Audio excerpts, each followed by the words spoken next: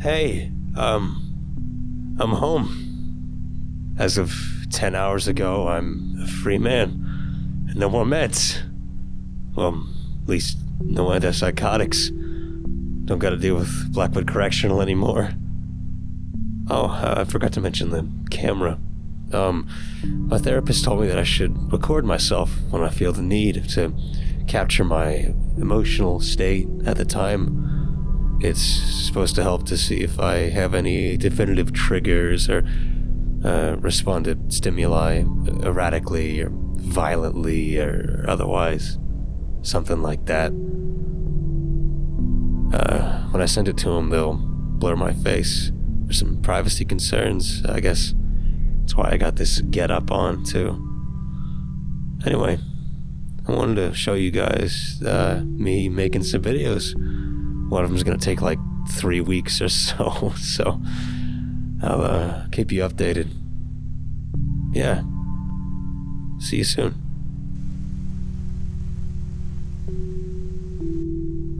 So, I got some questions about the whole Vidith thing. I remember blacking out in my cell. Some correctional officers came up and were shouting at me that I was delirious and twitching. My voice didn't sound right. It was weird. One of them said I had become weightless for a little bit, like floating in my cell. But that's... Come on. I'm sure I was bouncing off the walls. Maybe they were overworked. Who knows? I know how that feels. But, yeah, Vidith is not real. Every conversation or encounter I can think of is just a blank slate, and I really, no one can really tell me otherwise. But, good night. I'll catch up with you all later.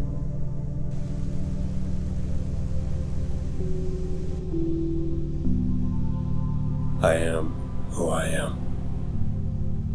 I am who I am. I am who I am.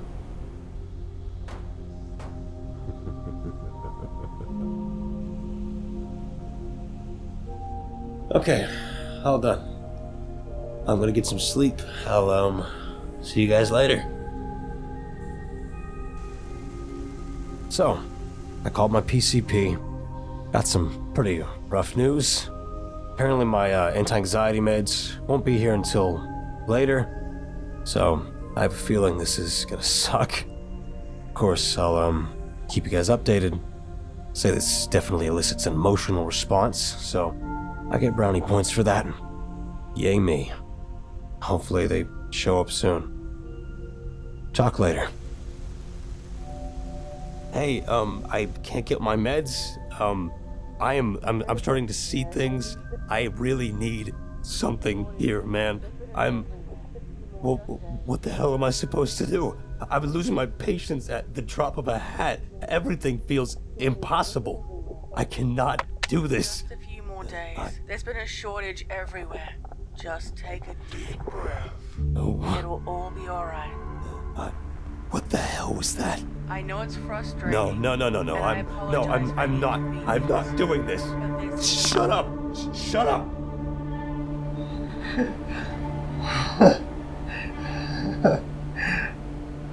Fuck.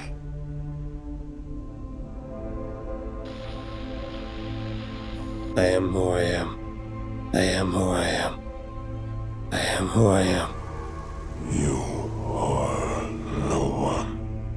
You are nothing. You are simply meat. You are what you are.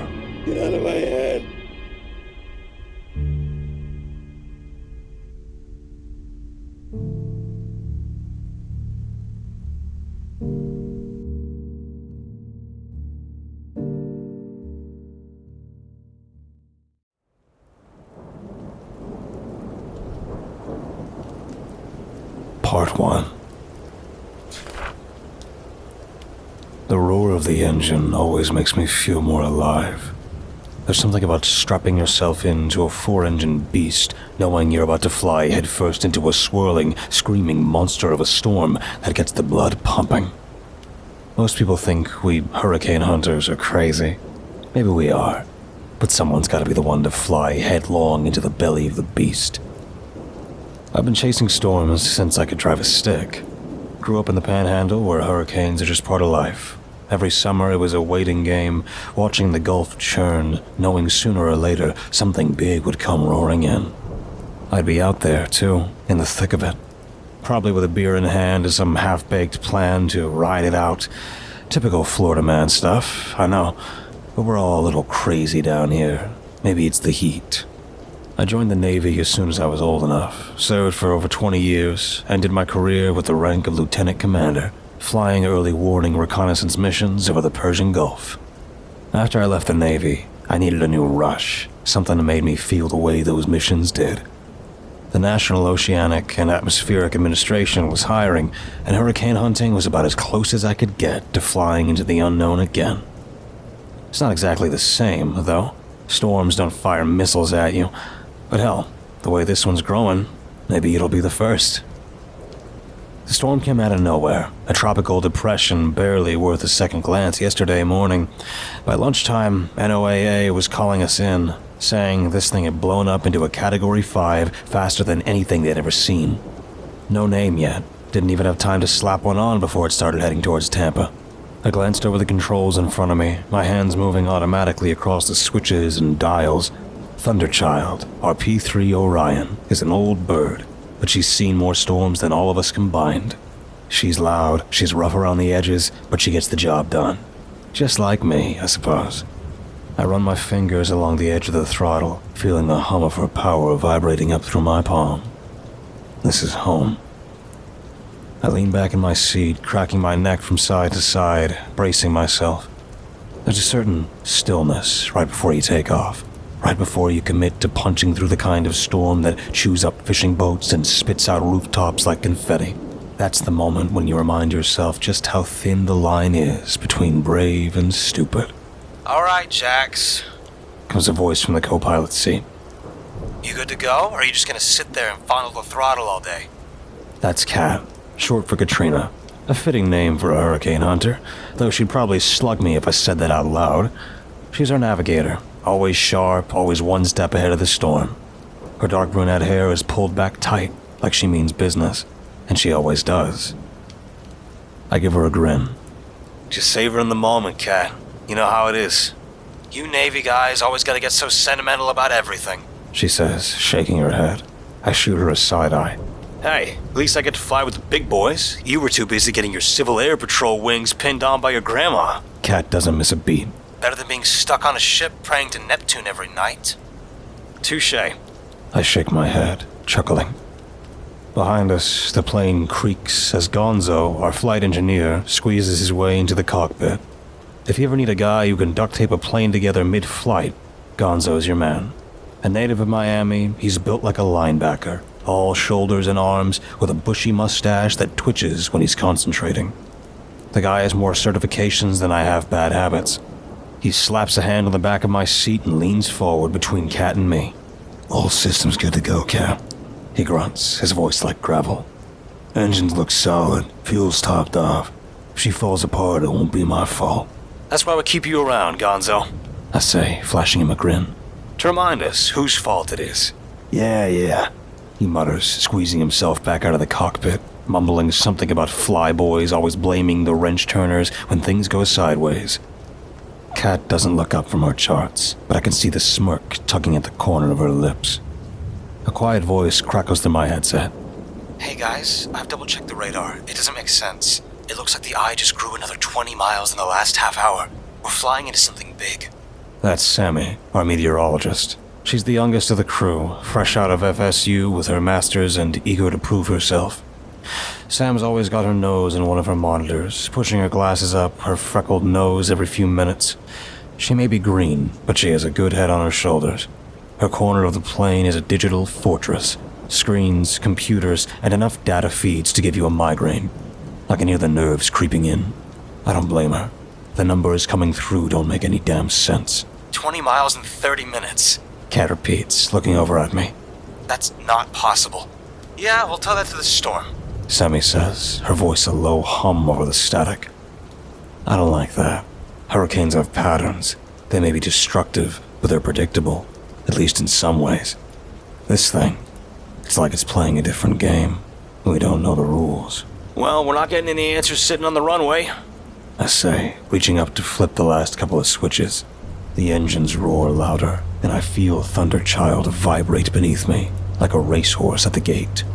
The wheels of the plane rumble beneath us as we taxi toward the runway, her engines spooling up with that deep, gut-rattling growl. Out the windshield, the sky is already starting to bruise, a purplish haze hanging low over the horizon, like the storm has sent an advance warning. Winds are kicking up little clouds of dust across the tarmac, swirling like tiny previews of the chaos we're about to dive into. Kat shoots me a glance. You ever get tired of this, Jax? Nah. I say, grinning. What else would I do? Retire? Play golf? She doesn't respond, just gives a half smile as her blue eyes flicker back to the controls. Most people think we're just a bunch of adrenaline junkies with a death wish, but that's only half true. They don't understand what we're really doing up here. It's not about getting the thrill of a lifetime, it's about saving lives. The data we collect, it's not just numbers. These missions are essential for tracking and predicting the behavior of hurricanes. It's the difference between a mass evacuation and a body count in the hundreds. MacDill Tower, this is NOAA 43, ready for departure. I say into the headset. NOAA 43, MacDill Tower complies, you're cleared for takeoff. Happy hunting, Storm Riders. The voice from the tower crackles in response. Before the real fun starts, there's one thing I always do. Call it a superstition or a ritual, but I'm not about to break tradition now. With one hand still steady on the yoke, I reach into the pocket of my flight suit with the other, fishing out my phone. A couple of taps later, and the opening riff of Rock You Like a Hurricane by Scorpions blasts through the cockpit speakers. Kat glances over at me, her eyes rolling. Really? Again? Every time, baby. I replied playfully. You know the rules. No rock, no roll. One of these days you're gonna piss off the storm gods with that song. Hasn't happened yet. I push the throttles forward, and the familiar, deafening roar fills the cockpit. As the plane races down the runway, the world outside blurs, a streak of tarmac and dust disappearing under the wings, her weight pressing me back into my seat. As soon as the wheels leave the ground, the familiar weightlessness hits, just for a second, like stepping off the edge of a cliff. Thunderchild surges into the sky, and Tampa starts shrinking beneath us, the city quickly becoming a sprawling patchwork of highways, buildings, and the bay. The Gulf stretches out to the west, a dark, endless expanse, the edges blurring into the storm like ink soaking into paper. Already, the clouds ahead are twisting in on themselves, building towers of black that scrape at the heavens. The storm doesn't look so bad from a distance, just a ripple in the sky. The roar of the engines fade to a low hum as we climbed higher, pushing through layers of cloud. I ease off the throttle just a touch, settling into a steady ascent. We level out at cruising altitude. Outside, the sky is the kind of dark that makes it hard to tell where the ocean ends and the storm begins. I flip a switch on the console, activating the external cameras mounted on Thunderchild's fuselage, their lenses already pointed into the heart of the storm. Might as well give the good folks at the Weather Channel some cool footage. After about an hour of flying, the air grows thick, heavy with the scent of ooze and something else I can't quite place. A metallic tang that makes my skin crawl. I check the instruments, altitude, speed, pressure, all normal, but the hair standing up on the back of my neck screams something's wrong. Kat has her eyes glued to the radar, frowning as the green blips on the screen swirl in a way they shouldn't. The eye's growing, she says, her voice calm but tight. Another 15 miles. That's impossible. No storm grows this fast.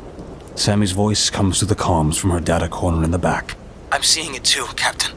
The wind speeds are spiking in ways I've never seen before. Gusts hitting 200 knots in bursts, but it's like they're localized. Localized. I repeat, glancing at Kat. She just shakes her head, clearly as stumped as I am. Yeah, Sam replies, her voice dropping a notch. Like something's controlling them. I open my mouth to respond, but stop. The clouds ahead are shifting. No, parting. They move with a strange, deliberate grace, like something's pulling them aside, revealing the eye of the storm in the distance. It isn't the typical calm center I've seen dozens of times before. The eye is massive, easily twice the size it should be, maybe more. But what really twists my gut is the color. It isn't the usual pale blue or eerie gray. It's black. Not the kind of black you see at night or in a blackout. This is deeper, like staring into the void, like something is swallowing the light and bending the sky around it. My stomach lurches. I shake my head, forcing myself to snap out of it.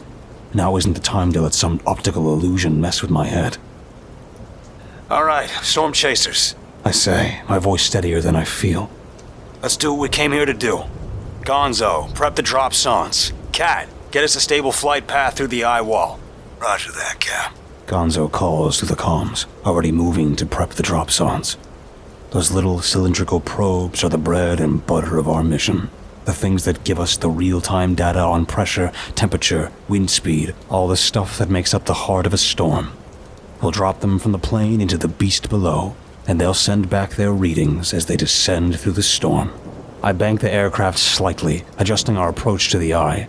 Even from this distance, the clouds feel like they're watching us, swirling in tighter, darker spirals, with streaks of lightning flashing in the distance. That weird metallic taste in the air hasn't gone away. If anything, it's getting stronger, clawing its way to the back of my throat. Kat's voice cuts through the silence, calm but with an edge. Adjusting course to 015. This thing's unstable, but we'll punch through the eye wall right about there. Her fingers trace the radar screen, plotting a course with the precision of a surgeon. Copy that, I mutter, my grip tightening on the yoke as we line up our approach. The plane jolts slightly as the first gusts hit us, like teasers compared to what's coming. You're up, Gonzo. Are we really doing this? Kat asks, her eyes fixed on the swirling abyss ahead. We don't really have a choice, Kat, I say. You know what's at stake. Their lives depending on us getting this data back. We turn around now and we're leaving people in the dark. She glances at me, her expression serious, but she doesn't argue. Yeah, you're right, she finally says. Let's get this done. I flick on the comms. Gonzo, drop sondes ready? Locked and loaded, Cap, he grumbles, sounding like he was bracing himself for impact. Good, I say, adjusting our course slightly. Launch them. All right, we're on. Gonzo announces. First sonde away in 5, 4, 3. I heard the faint clunk as the drop chute deploys, sending the first probe tumbling into the eye of the storm. For a few moments, everything is routine. The sonde transmits data as it falls, its signal showing up on the screen next to me. The numbers tick up. Pressure, wind speed, temp, everything normal. Until they aren't. Guys? Sam's voice is high-pitched, shaky. I'm getting some really weird numbers over here. What kind of weird? I ask, my eyes scanning the instruments. The plane shudders again, this time more violently as we hit another pocket of turbulence. The temperature just dropped 20 degrees in 5 seconds. Sam's voice is taut with confusion. It's not normal, Captain.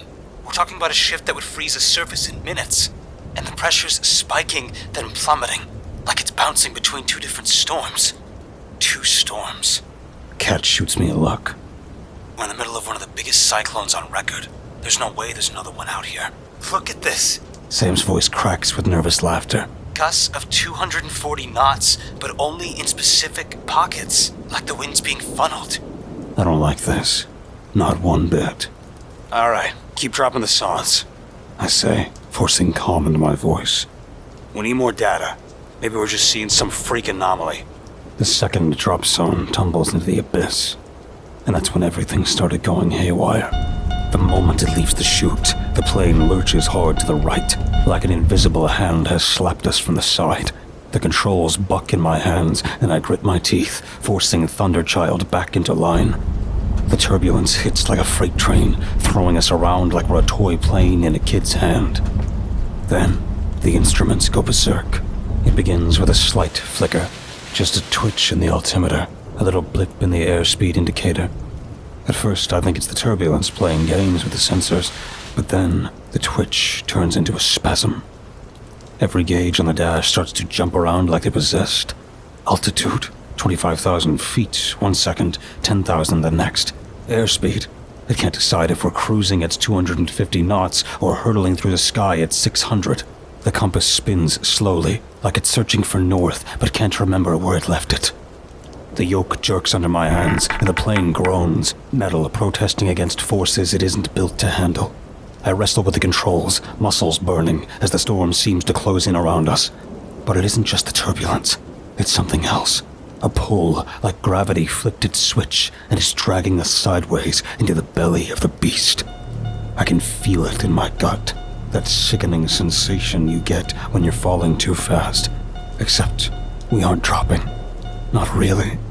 It's more like we're being sucked in, like the storm is a living thing and decided where its next meal.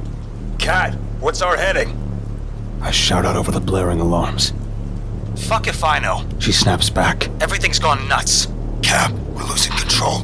Gonzo's voice crackles through the comms. Engines are at full throttle, but we're still being sucked in. Shit. I swear under my breath, slamming a fist onto the console. The alarms are a cacophony of shrill beeps and wails, each one screaming a different kind of trouble. I grab the radio mic, knuckles white. Mayday, Mayday. This is NOAA 43, call sign Thundercat, experiencing severe instrumental failure and loss of control. Position unknown, altitude unknown. Does anyone copy? Static. MacDill Tower, do you read? Repeat. This is NOAA 43, declaring an emergency. Over. For a heartbeat, there's nothing but the hiss of dead air. Then, a sound oozes through the static. A low, guttural moan that resonates deep in my bones. It isn't any interference I've ever heard. It's alive. A chorus of distorted whispers layered beneath a deep, resonant howl, like 1,000 voices speaking in unison just beyond the edge of comprehension. Beneath it, I think I hear something else. A faint echo of laughter, distorted and twisted. What the hell is that? Cat's eyes are wide, pupils dilated against the dim glow of flickering instrument panels.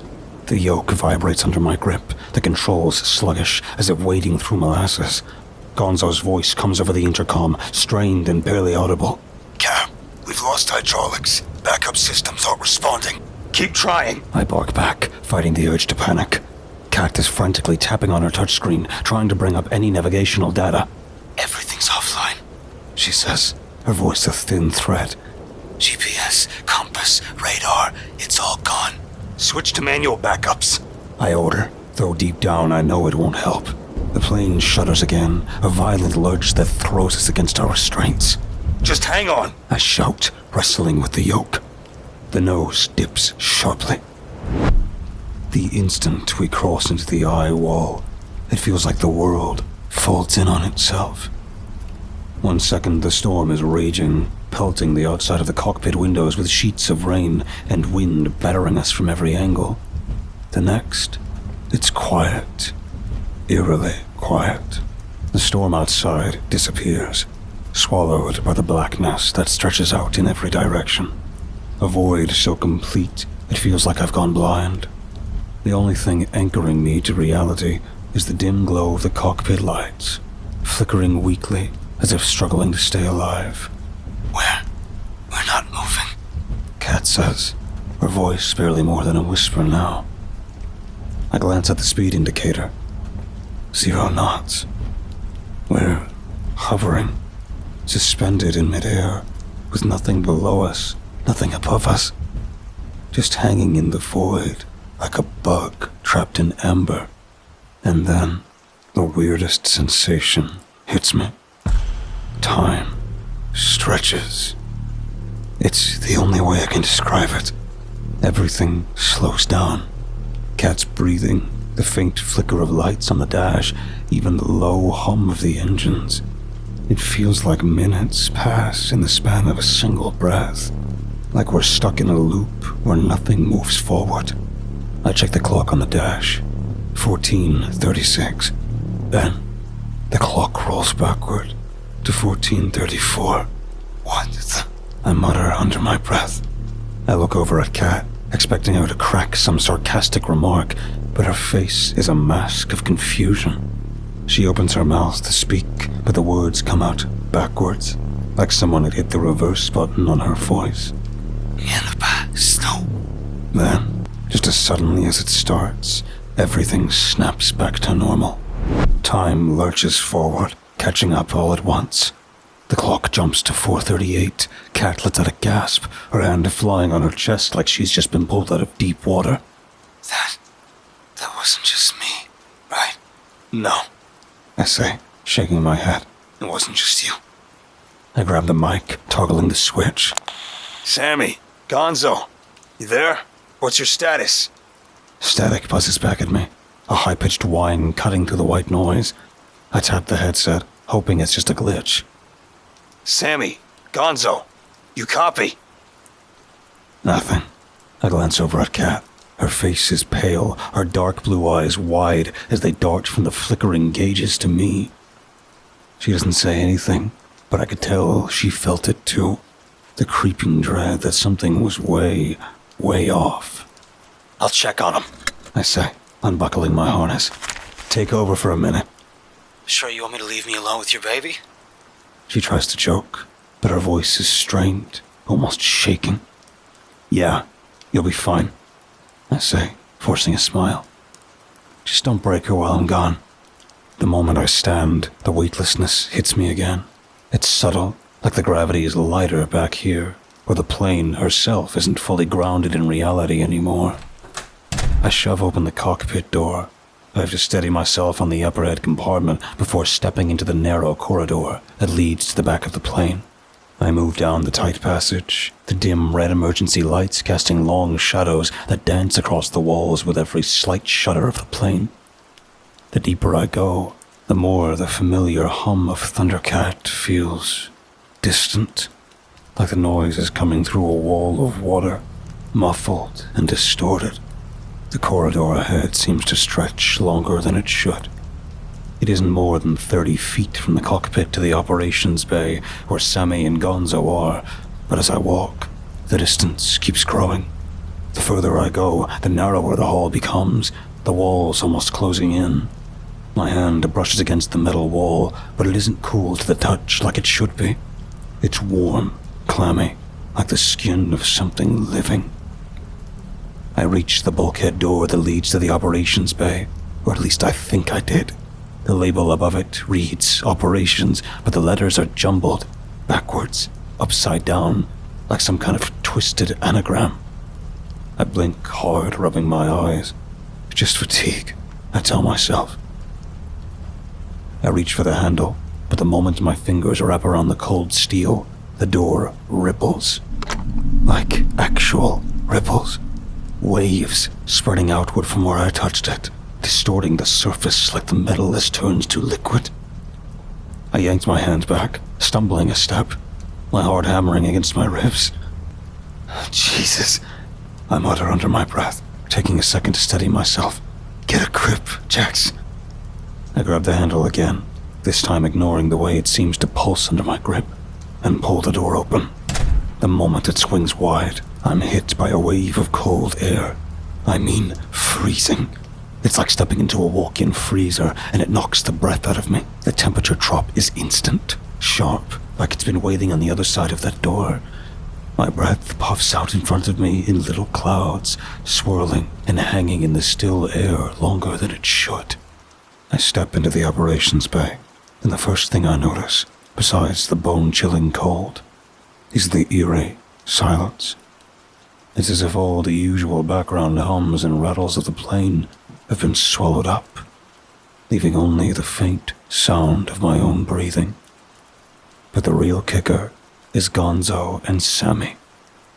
They're stretched. I don't know how else to describe it. 1 second they're there, solid, standing at their stations. The next, they blink out of existence, like someone is flipping a switch on and off. Gonzo is halfway through running some kind of diagnostic on the drop zone system, but his hand keeps phasing through the control panel like it isn't even there. Sammy is staring at her screens, her brow furrowed, but her entire body flickered like an old TV signal, half translucent, half present.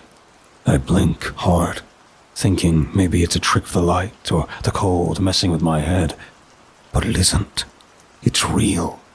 Too real. Sammy. Gonzo. My voice sounds small, too small for the dead quiet pressing in on us. No response. I edge closer to Sammy. I reach out, my hand shaking just a bit, and touch her shoulder. My fingers pass straight through her. I yanked my hand back like I've touched a live wire. I noticed the temperature beginning to rise, fast, too fast. The frost on the floor melts in seconds, turning into small puddles of water that trickle toward the back of the plane. The warm air rushes in, filling my mouth and nose with what tastes like copper dust. And then, just like that, Sammy and Gonzo are back, solid, still pale and motionless, but no more glitching, no more flickering, just there.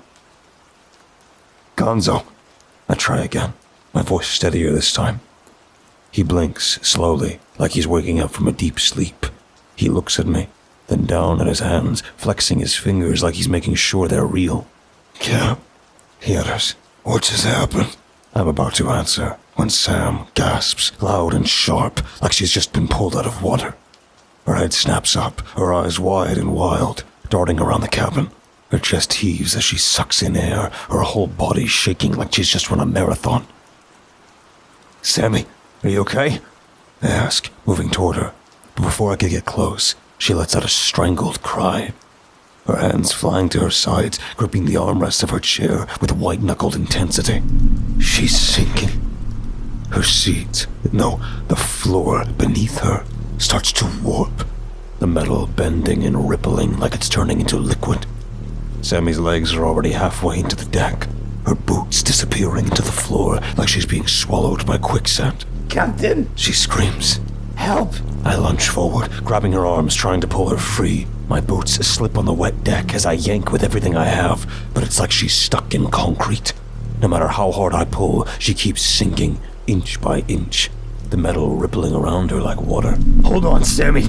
I grit my teeth. I glance back at Gonzo, who's just standing there, wide-eyed in terror. Gonzo, get your ass over here and give me a hand!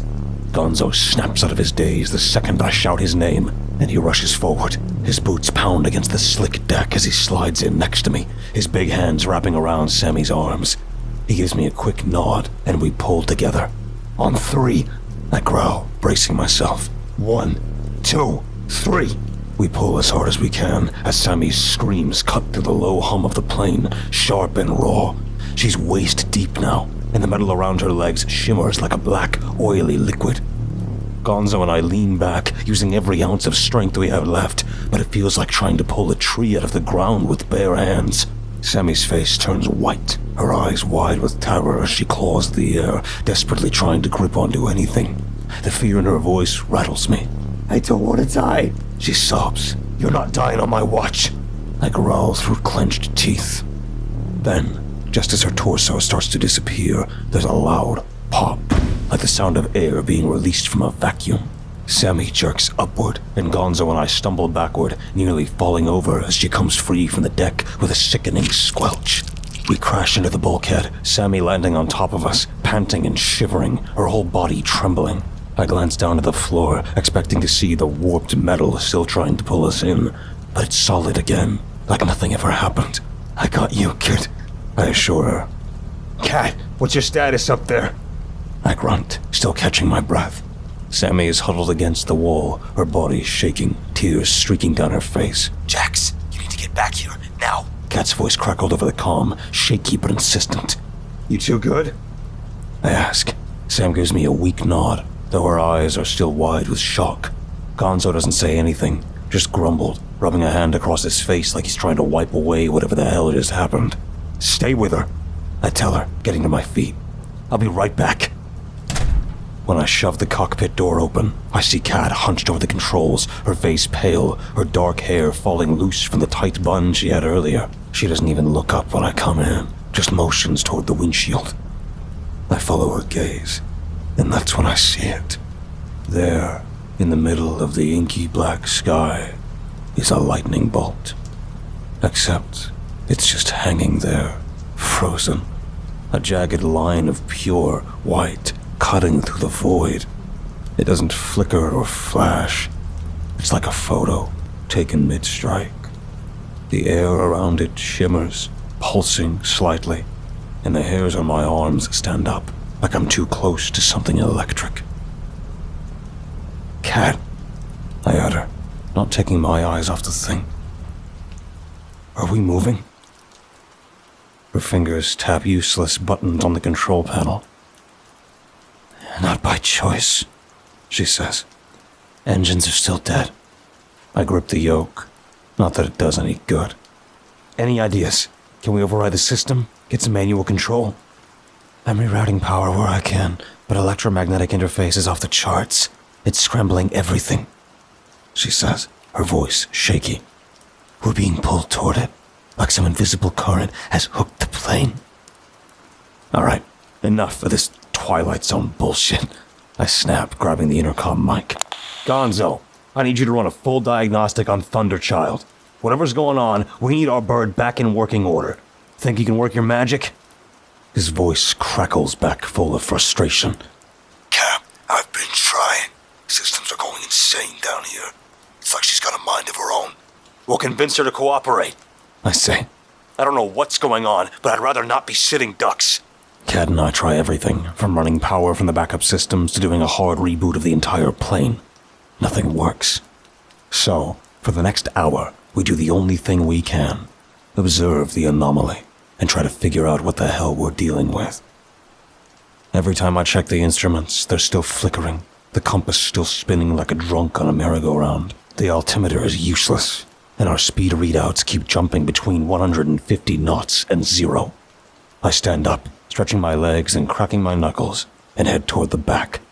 Sammy is still sitting there, white as a ghost, eyes fixed on her screen. The glitching has stopped, thankfully, but she hasn't said much since we pulled her out of the floor. Sammy, I call as I step into the operations bay. She doesn't look up. Sammy. Finally, she blinks, her head snapping up like she just realized I'm there. Yeah, Captain. I sit down across from her, giving her a second to collect herself. I need your opinion, I say, my voice steady. What are we looking at here? She swallows hard, glancing back at her screens, then at me. Honestly, I don't know. It's like nothing I've ever studied. I mean, a lightning bolt doesn't just freeze in midair, and it definitely doesn't pull a plane toward it. I nod, waiting for her to continue. And the wind patterns, the temperature drops, the pressure spikes. It's like we're in the middle of some kind of rift. A rift? I raise an eyebrow. Like a tear.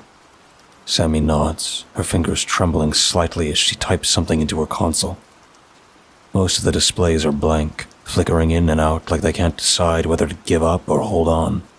The only screen still showing any data is the one linked to the drop zones. Even that's glitching. Numbers jumping around, freezing, and then rebooting. Look at this. She points to one of her screens.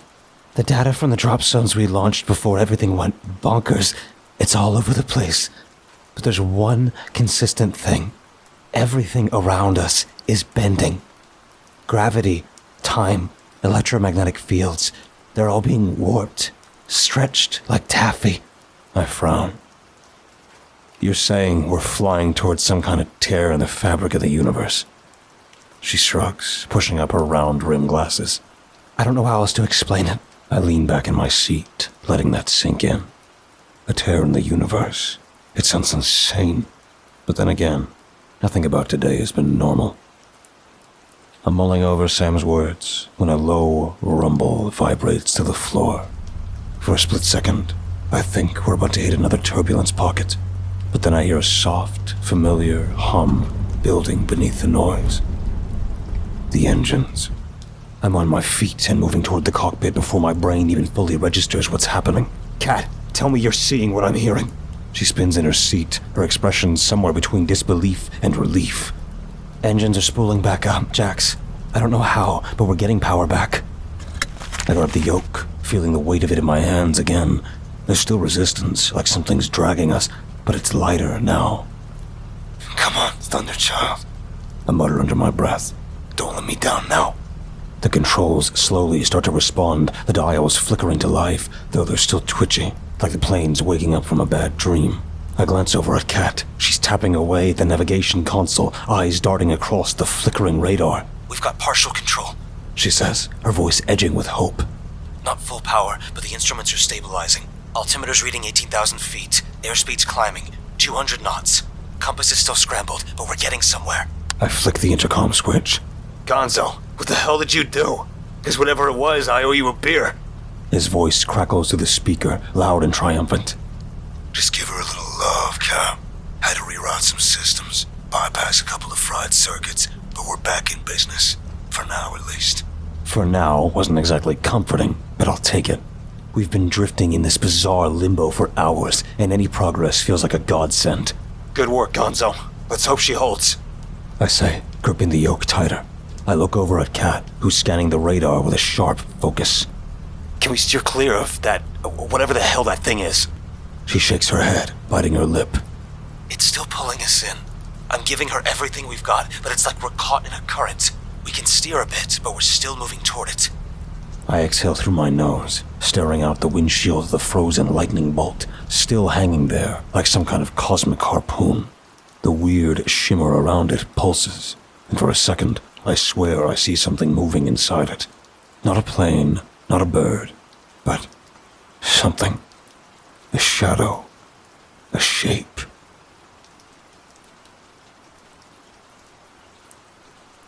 Part 2. I yank the yoke hard to the left, trying to pull Thunderchild off course. She groans, metal straining, but the invisible force yanks us back. Every adjustment feels like swimming against a rip current. Futile. Gonzo, reroute everything to the engines. I bark, shoving the throttle forward. The engines scream, the plane surges, but the pull only grows stronger. Gonzo's voice crackles through the intercom. Cap, we're maxed out. There's nothing left to push. I slam the controls, frustration bubbling over. The plane bucks violently, alarms screaming. We drop fast, 10,000 feet, 9,500. Deploy the flaps. I shout. They're locked. Cat snaps, slamming switches. I pull the emergency override. The drag chute deploys with a bone-rattling jolt, slowing us just enough to stop the freefall. But we're being sucked in.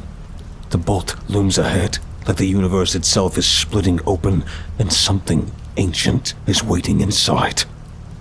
Great. Just great. I glance at Kat, trying to keep my cool. All right, let's just make sure that we're ready for whatever happens when we, cross over. Kat nods, lips pressed tight. She doesn't say anything, but the look in her eyes tell me everything. She's scared. We all are. I flick the intercom switch. Gonzo, Sammy, strap in. We're about to hit something. There's a brief pause, then Gonzo grunts. Got it. We're strapped in, ready as we'll ever be. The plane shudders, and the hum of the engines deepens. I glance at the dials. They're still flickering, but the altimeter is holding steady now. 18,000 feet. Airspeed, 210 knots, and climbing, despite the fact that I'm barely touching the throttle. The pull is stronger now, like we're on a leash being yanked toward that frozen lightning bolt. We're almost there. Kat whispers. I swallow hard, nodding. Hold on to something. I send out one last distress call, just in case anyone's listening. Mayday, Mayday, Thundercat to anyone out there. We're, approaching some kind of rift. Systems compromised, crew's alive, but we're in the middle of something that doesn't make any sense.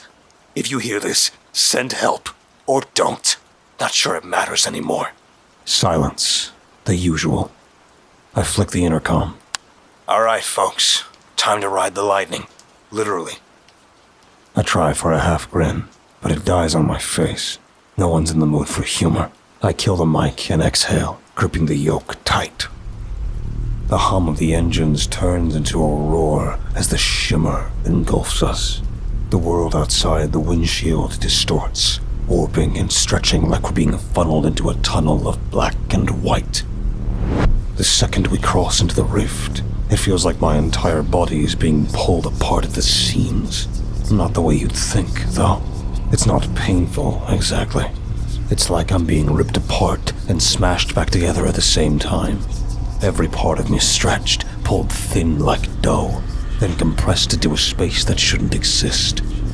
My bones rattle inside my skin, organs twisting, blood racing in the wrong direction. My vision splinters into 1,000 shards of light and darkness, swirling, mixing, until I can't tell which way is up or down. It feels like time itself is trying to grind me into dust, like I'm being shredded into tiny, invisible pieces.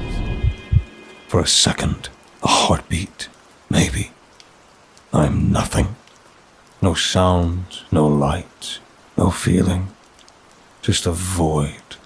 Whatever I used to be. Then, it all slams back together. Hard. I gasp, sucking in air like I've been drowning for hours. The controls beneath my hands snap back into focus, solid and real, but they don't feel right. My fingers tremble on the yoke, and for a second, I wonder if they're even mine. My chest heaves as I try to get my bearings, the world around me spinning like a carnival ride from hell. Sweat pours down my face, stinging my eyes, and my throat burns with the coppery taste of blood. Did I bite my tongue? Or is that something else? Cat, I croak out, my voice rough and rasping, like I haven't spoken in days. You there? There's a groan from beside me, then Kat shifts in her seat, blinking slowly, her face pale but focused. She looked like she's just been through a blender, but she's alive. That's something. Yeah, she mutters, wiping a trickle of blood from her nose. Still here. Barely. You? Yeah, same, I tell her. I look out the windshield. We're not where we were, but also not where we want to be. Not even close. The sky, or whatever passes for a sky here, is a sickly, swirling mess of color that shouldn't exist.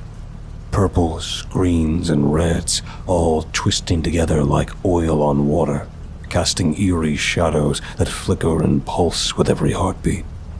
The clouds move in strange, stuttering jerks, like they're glitching in and out of existence.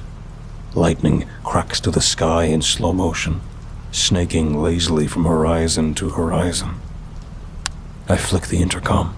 Gonzo, Sammy, you guys still with us? There's a moment of static before Gonzo's voice cuts in. Yeah, Cap, I'm here. Not gonna lie, felt like the worst roller coaster of my life, but I'm in one piece. I'm here too, Sammy says, though she sounds like she's on the verge of hyperventilating. Is it over? Did we make it? I take a deep breath, trying to steady myself. We made it through. Not sure to what, though. Thunderchild groans beneath me, the metal creaking and shuddering like she's about to come apart at the rivets. The instruments flicker again, but this time it's different. They're alive. No more twitching or spinning out of control. They're locked, steady, but the readings are impossible. But it's not just that. There's something else. Something I can't shake. A presence, like the whole damn place is watching us. Cat, I mutter. get the radar up. Let's see if we can make sense of where we just landed. She's already on it, hands moving fast across the console, tapping buttons and flipping switches, like it's second nature. The radar flicks to life, but even that seems to struggle, like it's trying to keep up with whatever hellscape we've wandered into. The screen is an absolute mess of blips, lines, and smears. Nothing's where it should be. What the? Can't breathe, staring at the screen. The usual neat green lines that outline terrain and weather have turned into a chaotic, writhing mass of movement, with objects blurring in and out of radar like they're alive, pulsing. There's movement, lots of it, swirling just below us. It's erratic at first glance, but the longer I watch, the more I see the rhythm in the madness. Whatever is down there, it's not just aimlessly wandering. There's intention, and it's not small either. These blips are big, whatever they are, and they're moving in huge, sweeping arcs. Wait a sec. Look here. I say, pointing to a section of the screen. That's not just random. Cat squints, following my finger. You're right. It's moving. Almost like it's circling. I flick the intercom switch again. Gonzo, I need you to prep another drop zone. I want to know what's down there. There's a pause, followed by the crackle of his voice, lower and more cautious than usual. You sure, Cap? After what happened last time? Yeah, I'm sure. Whatever's down there, we need data on it. Launch it when ready. Roger that. Give me a second. A few moments later, Gonzo's voice comes back over the comms. Sonde's locked and loaded, Cap. Drop it in 3, 2, 1. I hear the faint clunk as the sonde deploys, the small cylindrical probe tumbling down toward the writhing mass below. For a moment, everything is still, just the low hum of Thunderchild's engines. Sammy's voice crackles through the intercom. I'm getting the initial readings. It's freaky. I stiffen in my seat. What are you seeing, Sammy? The temperature's dropping fast. I'm talking about a 50-degree drop in under a minute. And the pressure, it's all over the place. Spiking and plummeting like we're looking at multiple systems stacked on top of each other. That's impossible. I utter. Sammy continues, her voice wavering just a little. The wind speeds are off the charts. Over 300 knots in some areas. But it's weird, Captain.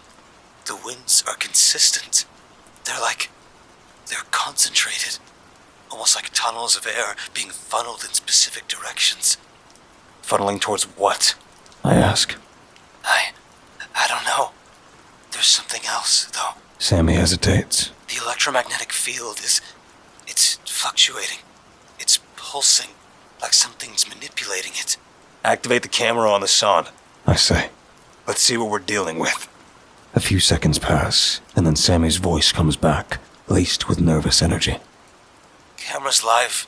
Sending the feed to your display now. The small monitor in front of me flickers to life, showing a grainy, grayish image as the drop sonde makes its controlled descent. At first, it's just clouds, thick and swirling, the kind of turbulence I'd expect from being in the middle of a storm like this. But as it drops lower, the view clears, and something strange comes into focus. At first, it's hard to tell what I'm looking at. Just dark shapes drifting in and out of the clouds, swirling and tumbling through the sky like pieces of scrap caught in a whirlwind. But then, I start to recognize them. There, drifting through the storm, are the twisted remains of ships and planes. Not just a few, but hundreds, maybe more. Hulking, rusted metal carcasses, their hulls bent and broken, torn apart like they've been through a meat grinder. Some were half submerged in the swirling clouds, others suspended in the air like they're caught in some kind of invisible net. An old B-17 bomber drifts past, its fuselage torn open like a gutted fish, the star emblem faded and warped. Not far behind it, a modern container ship tilts at a strange angle, half its hull missing, jagged metal twisted and scorched like it had been ripped apart midair. And below that, even more. Submarines, airliners, what looks like the shattered remains of an oil rig. The camera pans slightly, revealing shapes that don't fit any design I've ever seen. One looks like a massive chunk of metal, but it's not rusted or corroded like the other wrecks. It gleams in the low light, almost organic in its construction. Sleek, curving lines that twist into each other in ways that don't make any damn sense. It's like something took the basic concept of a spacecraft and decided to turn it into a piece of abstract art. There's a jagged tear down the middle of it, blackened edges suggesting some kind of expansion. There are no markings, no identifiable features that suggest this thing came from Earth. The camera catches a glimpse through the breach, and there, scattered inside the wreckage, are bodies. Not human. They're splayed out, limp, limbs twisted at unnatural angles. The skin, or whatever passes for it, is a dull grayish blue, almost translucent with patches of what looked like charred scales. Their eyes, or what their eyes should be, are hollow sockets, and their faces are elongated, skull-like, as if they'd been stretched out in agony. The alien bodies float inside the wreck, motionless, some half crushed under debris. That's when I see them. At first, it's just a flicker, a shape darting between the wrecks, too fast for me to make out. Then there's another, and another, and soon they're swarming. Spindly creatures, part organic, part machine. They move in quick, jerky bursts, crawling over the remains of ships and planes with a kind of insect-like precision. Long, thin limbs ending in sharp, claw-like appendages rip into the metal, tearing the wrecks apart like they're peeling an orange. Their bodies are a patchwork of slick, organic tissue and cold, metallic plating, with glowing eyes that dart around, scanning their surroundings. Some crawl along the hulls of the broken ship, others leap from wreck to wreck, tearing chunks off like they're scavenging for parts. I watch one of them land on what looks like the remains of an F-4 Phantom II. It's thin, its body twisting unnaturally, almost serpentine, as it digs its claws into the metal, ripping a large panel free with ease. Another one joins in, this one smaller, with more machine than flesh. Its lower half a tangle of robotic limbs that click and hiss as it moves. Together, they dismantle the wreck, piece by piece, working with ruthless efficiency.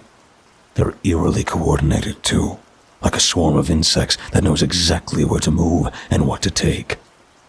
Just then, one of the gangly bastards looks up, directly into the sonde's camera. It freezes for a second, its glowing eyes narrowing in what almost seems like curiosity. Then, with a burst of speed, it launches itself toward the sonde. Shit! I hiss, gripping the edge of the console. The scavenger's claws shoot out, snagging the parachute attached to the sonde. The camera jolts as it jerks to a stop, the chute flapping wildly. The thing clings to the fabric for a moment, pulling itself closer. The scavenger moves with terrifying speed, pulling itself along the parachute's strings like a spider scaling its web. Its long, clawed limbs twitch as it zeroes in on the sonde, glowing eyes fixed on the camera lens. It pauses for a second, as if studying the strange artifact, one clawed limb reaching out to tap against the metal casing. A hollow clink echoes through the feed, almost painful, like it's testing the sonde, trying to figure out what it is. Suddenly, the creature starts tearing into the probe. It's relentless. Clawed hands tear into the sonde's casing, peeling back steel like it's aluminum foil. Sparks fly as it rips out wires and components, the screen flickering but somehow staying active. The sonde is designed to take a beating, dropping into the roughest conditions the Earth can throw at it. Then, without warning, it jerks the camera around. The sonde swings violently, like the scavenger's carrying it somewhere. The image blurs, but I catch the glimpses. More wreckage, more of those scavengers crawling all over everything like ants. And then I see it. The pit. It's massive, taking up the center of what I can only describe as a biomechanical wasteland. The ground around it is writhing, pulsing mix of flesh and machine, tendrils of organic matter woven together with jagged, rusted metal. The whole thing seems alive, twitching and shifting like it's breathing. And at the center is this gaping maw, an abyss that churns with the same black void we saw outside the storm. It's like looking into the stomach of some horrific, living machine. The scavenger doesn't hesitate. It drags the sondes toward the pit, moving with that eerie, jerking speed. Around it, more of those ungodly things are scurrying about, tearing apart the wreckage of planes and ships. Some of them are dragging bits of machinery, others pieces of flesh or bone from dead crew, and all of it is being tossed into the pit. It's a feeding ground. The sonde's camera catches glimpses of what's happening at the edge of the pit. Metal and flesh fusing together, twisting and writhing like it's being pulled apart and reassembled at the same time. The sound is muted through the feed, but I swear I can hear something. A low, constant hum, like a heartbeat or the whirring of some massive engine deep beneath the surface. And then the creature tosses the sonde in. The camera spins, the feed flickering as the sonde tumbles through the air. For a brief second, the view is upside down, giving me a clear shot of the scavenger as it watches the sonde fall. Its glowing eyes lock onto the lens one last time before the view snaps back to the pit. The blackness below rushing up to meet the camera. The last thing I saw is the sonde being swallowed by the roiling mass of flesh and metal, disappearing into the void. Then, the feed cuts out, replaced by a wall of static. I glance over at Kat. She's pale, her eyes fixed on the black screen where the sonde feed used to be. "We need to get out of here," she says, her voice flat, like she's stating a fact rather than making a suggestion. She's right. We've seen enough. This place is alive. It's feeding. And we're next on the menu if we don't move fast. "I'm diverting all available power to the engines," I say. "If we push her too hard, we might blow something, but staying here isn't an option. Gonzo, get ready to dump any unnecessary weight. Fuel, supplies. If we don't need it to fly, get rid of it." I say into my comms. "On it, Cap," he replies. Kat's already plotting a course, fingers flying over the controls. Thunderchild groans as the engines roar to life, the thrust pressing us back into our seats. "We're climbing," Kat announces, eyes fixing on the altimeter. "but these clouds are thick. I can't see a thing." I glance out the cockpit window. The swirling mass of sickly colors and glitching clouds makes it feel like we're flying through some kind of twisted kaleidoscope. Visibility is near zero. "Just keep her steady. I tell Kat. We'll punch through eventually." As if on cue, the clouds ahead begin to thin. At first, it was just a slight lightening of the murky soup we've been navigating.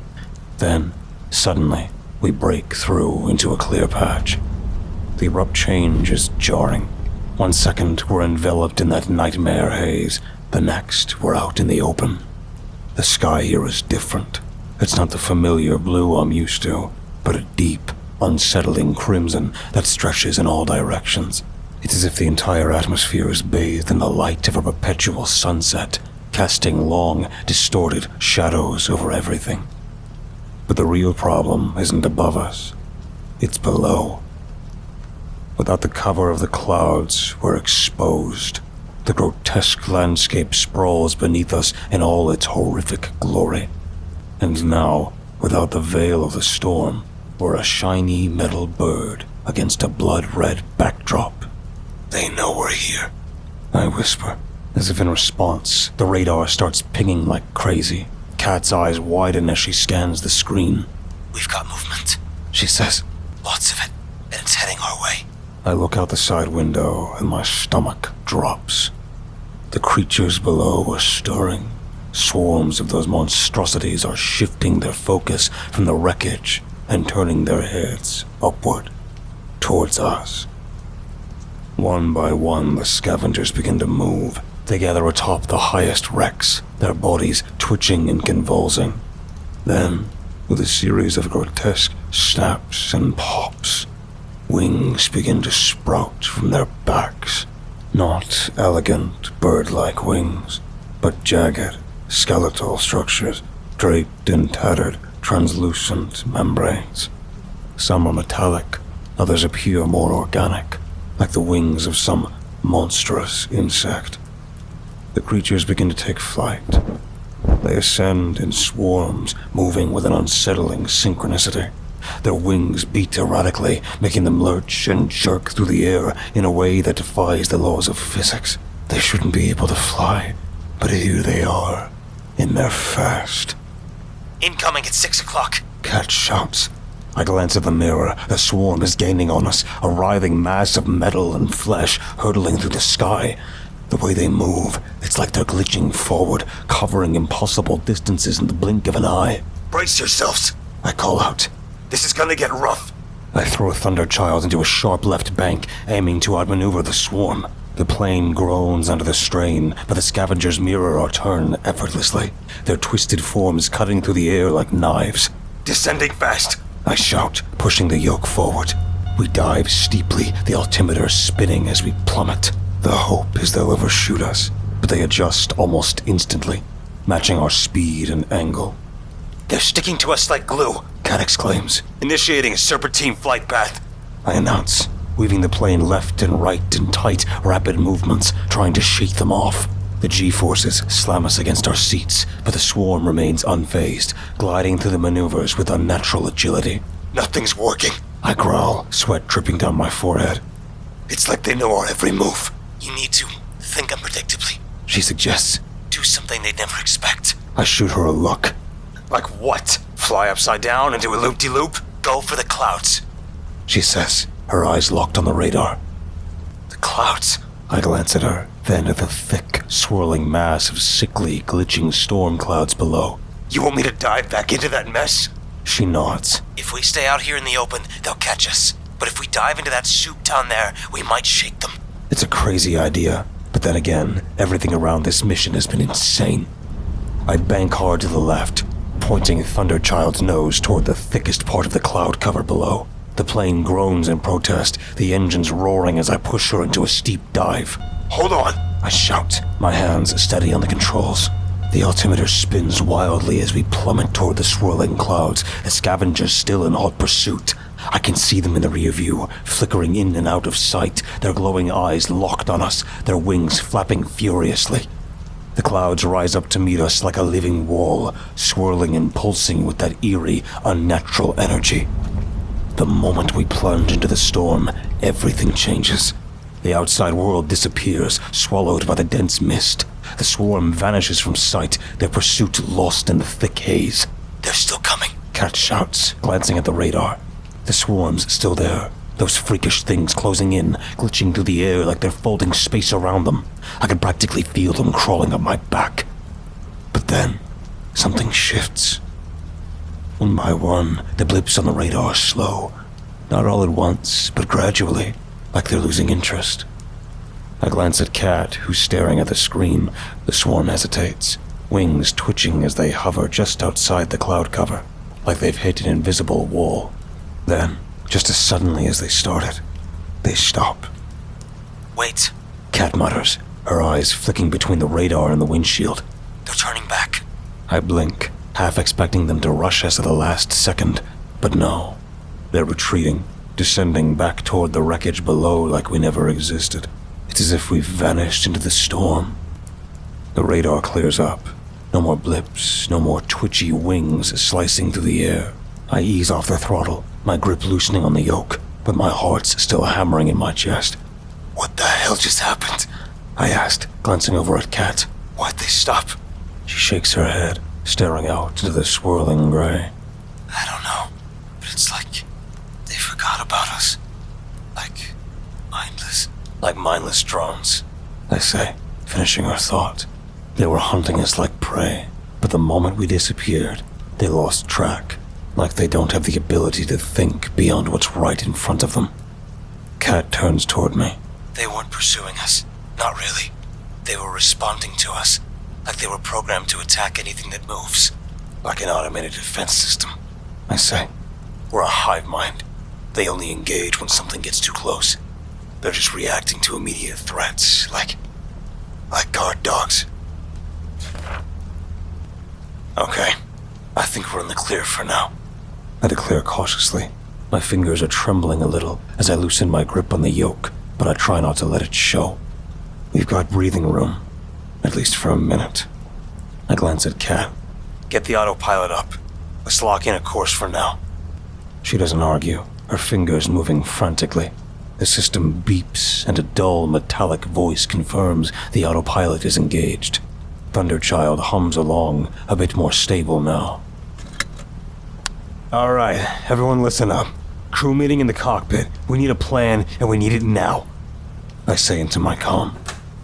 A moment later, the cockpit door creaks open, and Gonzo squeezes his large frame through the narrow passageway. He looks like he's just been through a bar fight and barely made it out. His flight suit is soaked with sweat, his mustache twitching like it's got a mind of its own. Behind him, Sammy slips in, pale and wide-eyed, clutching her tablet like it's some kind of shield. She glances up at Gonzo for a brief moment, like she's reassured by his presence. All here? I ask, glancing around. Everyone nods, though the look on their faces range from rattled to full-blown terrified. Good. Take a seat. Strap in. Kat sits back down at her station, swiveling her chair to face me, while Sammy perches on the edge of one of the jump seats. Gonzo leans against the cockpit door, crossing his arms over his chest like he's trying to hold himself together by sheer force of will. Well, that was one hell of a joyride, Kat says, forcing a wry smile. Anyone else feel like they just got spit out of a black hole? Gonzo grunts. If that's what a black hole feels like, count me out of any future space tourism. Sammy manages a weak giggle. I think I'll keep my feet on the ground after this, assuming we even see the ground again. Kat mutters, glancing out the window at the swirling alien landscape. Hey, let's not go writing our obituaries just yet, Gonzo says, giving her a sideways look. We've gotten out of tight spaces before. Kat raised an eyebrow. Name one that involved defying the laws of physics. Gonzo opened his mouth, then closes it with a sigh. Fair point. I clear my throat, bringing their attention back. Okay, folks, we're in some deep shit. No two ways about it. But we're not gonna sit here and wait to get swallowed by whatever the hell that is down there. Gonzo crosses his arms, his jaw tight. Got any tricks up your sleeve, Cap? 'Cause I'm fresh out of ideas. I scratch my stubbled chin. Thundercat might not be a warbird, but she's got some fight in her yet. Remember those emergency flares we keep stored? Gonzo raised an eyebrow. The magnesium ones? Yeah, but they're for signaling, not combat. True, I concede. But magnesium burns hot as hell. If we rig them to go off all at once, right when we dump the excess fuel, we might create a fireball big enough to disrupt whatever those things down there are. Could give us the push we need to break free.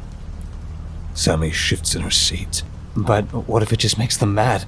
We don't know what we're dealing with. Kat snorts, half amused. Sammy's got a point. If we're playing with fire, let's make sure we don't get burned. I nod. It's a risk, but it's better than staying here, waiting for them to make the first move. Gonzo rubs the back of his neck. Alright, I can rig it up, but we never tested this. You sure it'll be enough if those things decide to rush us again? There's no guarantee, I admit. But I trust you, Gonzo.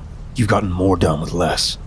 Kat leans against the wall, arms crossed, and gives me a look that's equal parts frustration and exhaustion. Even if we pull this off, Jax, we're still stuck here. She waves her hands toward the windshield, where the nightmarish landscape is pulsing and shifting like something out of a fever dream. And we don't even know where here is. And we don't even know where here is. She's not wrong. We need information, and we need a way out. I take a breath, pushing down the knot of anxiety building in my gut. Alright, Sammy, I say, turning to her. Your job is to figure out as much as you can about whatever we're dealing with. Use everything. Those drop zones, readings, any data the instruments are still picking up. Hell, even your best guess. We need to know what that thing is. Sammy nods, though I can see how rattled she is. I'll do my best, Captain. You've got this, Sammy, I say, giving her a firm look. Just take it one step at a time. Focus on the numbers. The data hasn't let you down yet, and I trust you to make sense of it. She looked up, her eyes a little less wild now, and gives me a quick nod. Okay, I can do that. I shift my attention to Kat. And your job is to find us a way out of this mess. I don't care how crazy the idea is. Get us some kind of exit strategy. You're the best damn navigator I've ever flown with, and if anyone can thread us through this needle, it's you. Kat raises an eyebrow at me, clearly unconvinced. Right, so just to be clear, you want me to navigate this nightmare universe, or whatever this is? Pretty much, I say. Awesome, no pressure, she mutters. I look each of them in the eye. It's a long shot, but it might just work. Gonzo glances between us, his expression grim. So basically, we're hoping to blow shit up, chart a course to the outer limits, and science our way out of it. Sounds like a regular Tuesday. Kat snorted. Don't forget, all while dodging hell spawns that want to tear us apart. Sammy gives a nervous laugh. Right, and here I thought flying into hurricanes was as risky as it got. They exchange glances, the gravity of the situation sinking in. Finally, Kat squared her shoulders. Screw it, I'm in. Sammy here, Gonzo grunts. Sammy takes a deep breath. All right, let's do this. Okay, congratulations, Hurricane Hunters, I say dryly. You've all been promoted to extra-dimensional explorers.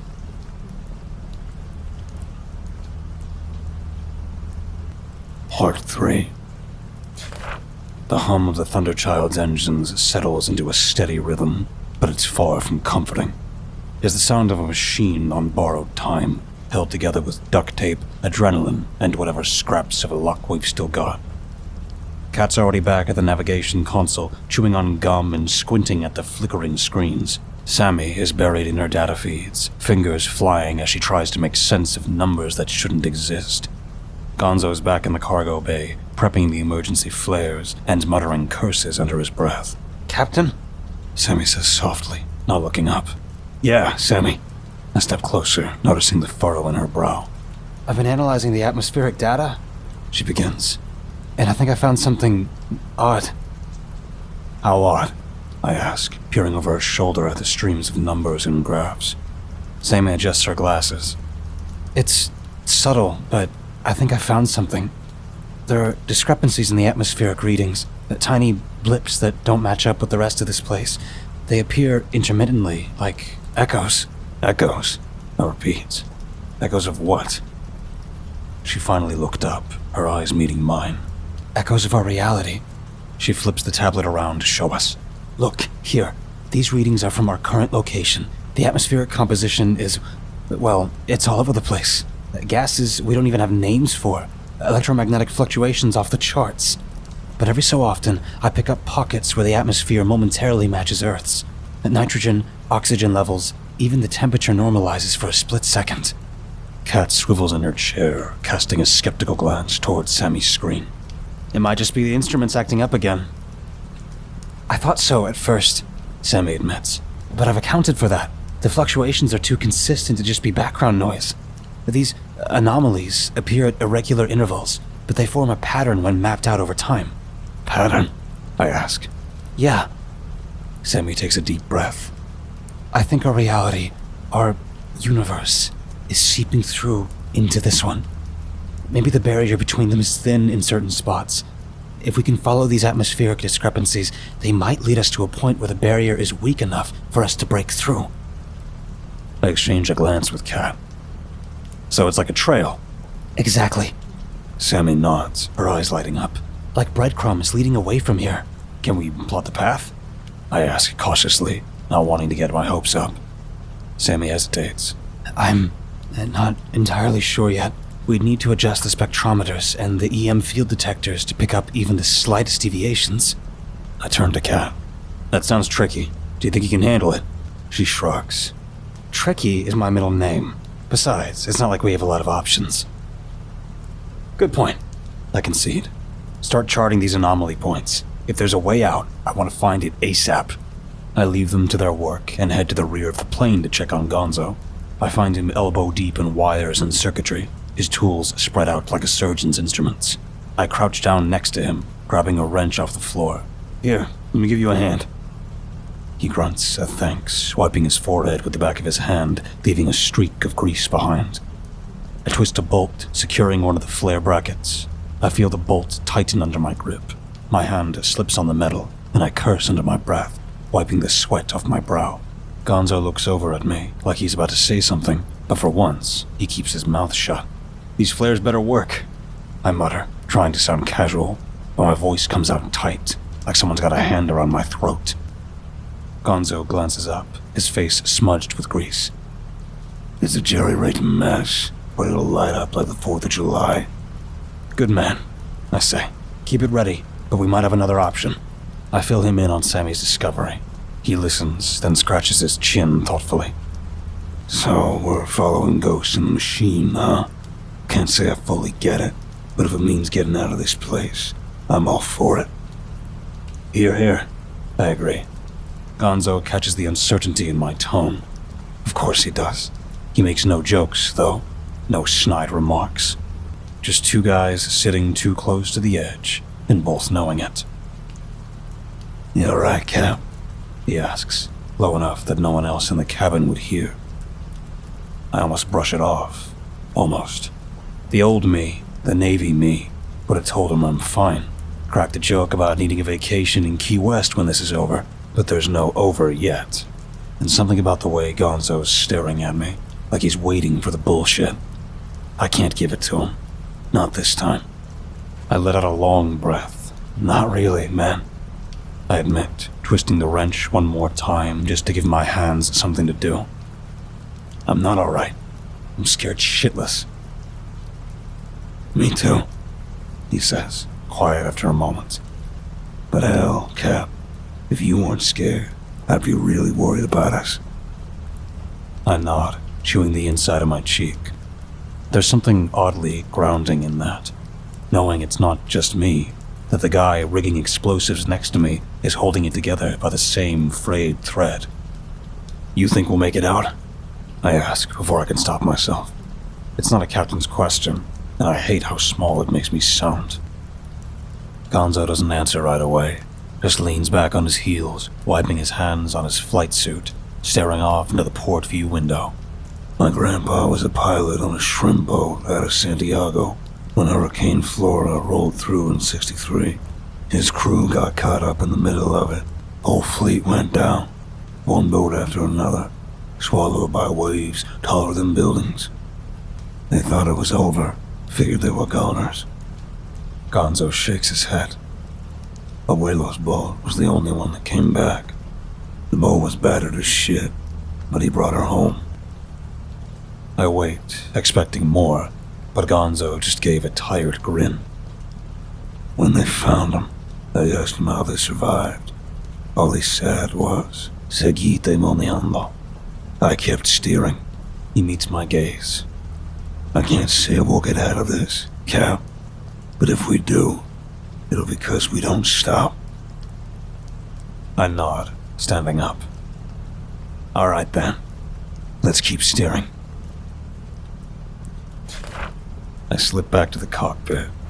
Kat's hunched over her console, working fast but precise. She's in the zone. Sammy sits next to her, running numbers faster than my brain can process. You guys get anything? I ask, sliding into my seat. Kat shoots me a glance, her expression grim but not hopeless. We've mapped a path.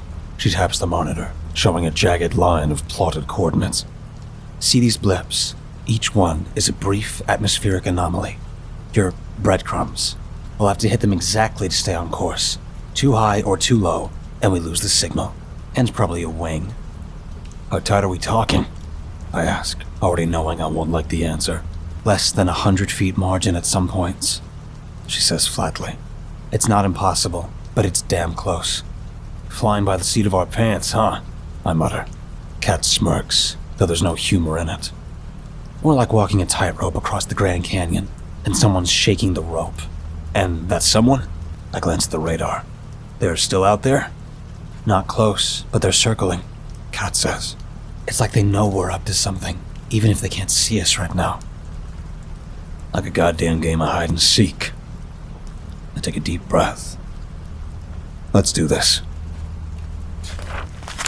The first shift comes quickly. The plane shudders as I ease into a steady climb, angling us toward the first anomaly. The instruments flicker again, as if Thunderchild herself is protesting what we're about to do. I grip the yoke tighter. Keep her steady, Kat mutters, her eyes locked on radar. 15 degrees to port. Now. I ease the plane left. The air feels thicker here, heavier, like flying through soup. A flicker on the altimeter tells me we're in the anomaly's sweet spot. For a moment, everything stabilizes. Altitude, pressure, airspeed, all normal. It's fleeting, but it's enough to remind me what normal feels like. First point locked. Semi says over the comm. Next anomaly in 2 minutes, bearing 045. It's higher. Climb to 2,000 feet. I push the throttle forward, the engines roaring in response. The frame shudders but holds. Thundercat isn't built for this kind of flying, but she's hanging in there. The clouds shift as we climb, swirling like smoke caught in a draft. Every now and then, I catch glimpses of shapes moving just beyond the edge of visibility. Massive wrecks, torn metal, and things that scurry across the debris like they own it. It's a reminder that we're still deep in the belly of the beast, and it's only a matter of time before it decides we don't belong here. Next anomaly in 10 seconds. Cat informs me. Hold altitude. Steady. Steady. I ease back on the yoke, the plane leveling out just as we hit the second anomaly. The instruments settle again, and the pressure in my chest lightens for half a second. Got it, she says. Next point's a doozy. Sharp descent, 5,000 feet in 45 seconds. The plane dips hard as I push the nose down. Thunderchild bucks like a wild horse. Easy, Jax. Cat warns. We missed this one. We're done. I know. I mutter, adjusting the angle ever so slightly. The air feels wrong here, thick and metallic like before. 15 seconds. Cat says without missing a beat. Altitude, 15,000. 12,000. Hold. Now. The altimeter levels out as we hit the anomaly dead on. The plane steadies for a brief moment, the hum of the engines smoothing out. That's 3, I say. How many more? She taps the console, frowning. 5 more to go, and the next one's the tightest yet. After almost an hour of tense flying, we spot something. Something new. It's distant, just a faint glow at first, barely cutting through the thick, soupy mess of clouds ahead.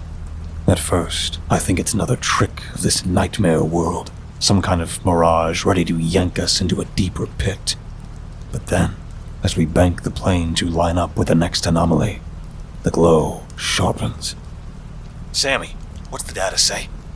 I mutter into the comm. Hang on, she murmurs. I can hear her tapping furiously. There's something. A spike.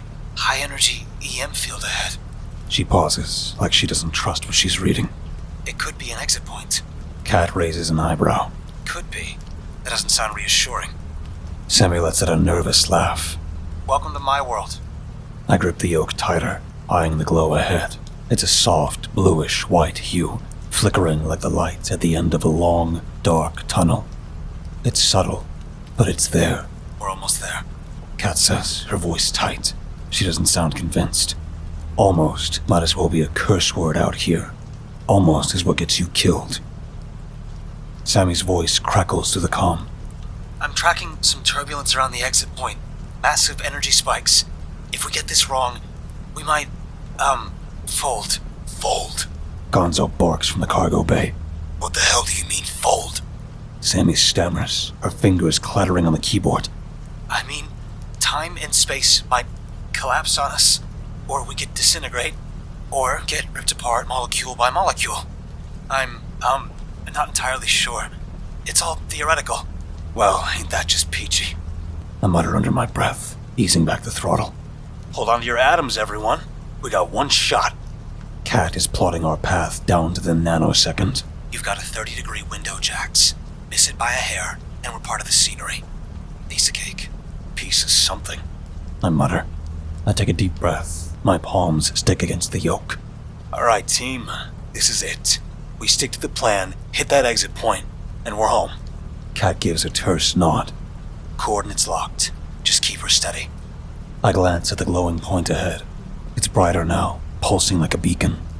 For a moment, hope flares in my chest. Maybe, just maybe, we'll make it out of this nightmare. But then, as though the universe decided we haven't suffered enough, a jagged bolt of lightning slashes out of the dark. then rips through the plane. Thunderchild shudders violently, lighting up from nose to tail, the flash blinding in the cramped cockpit. For a split second, I swear I feel a shock through the metal, my teeth rattling as Thunderchild's hull absorbs the strike like a Faraday cage.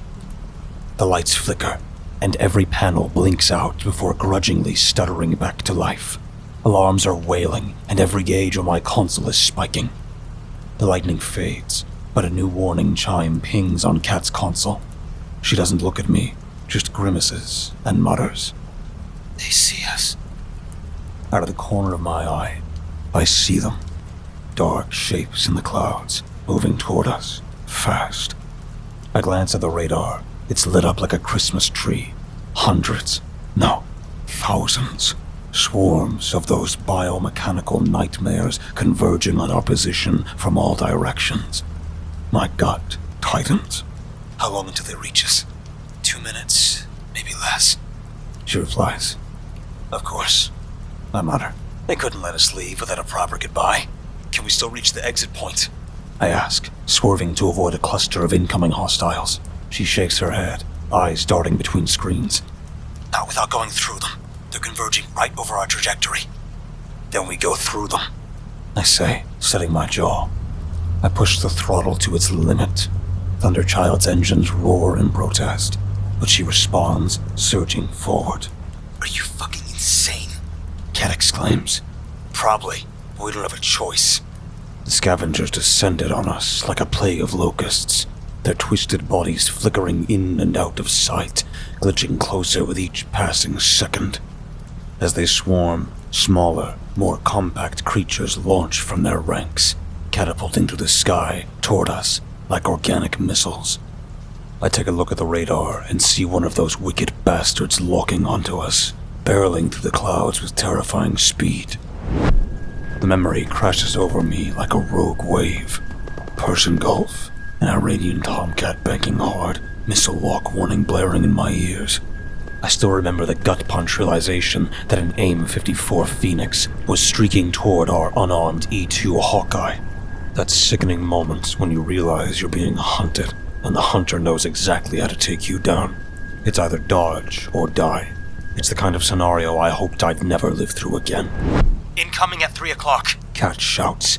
I yank the yoke hard, banking right, pushing Thunderchild into the steepest turn she can handle.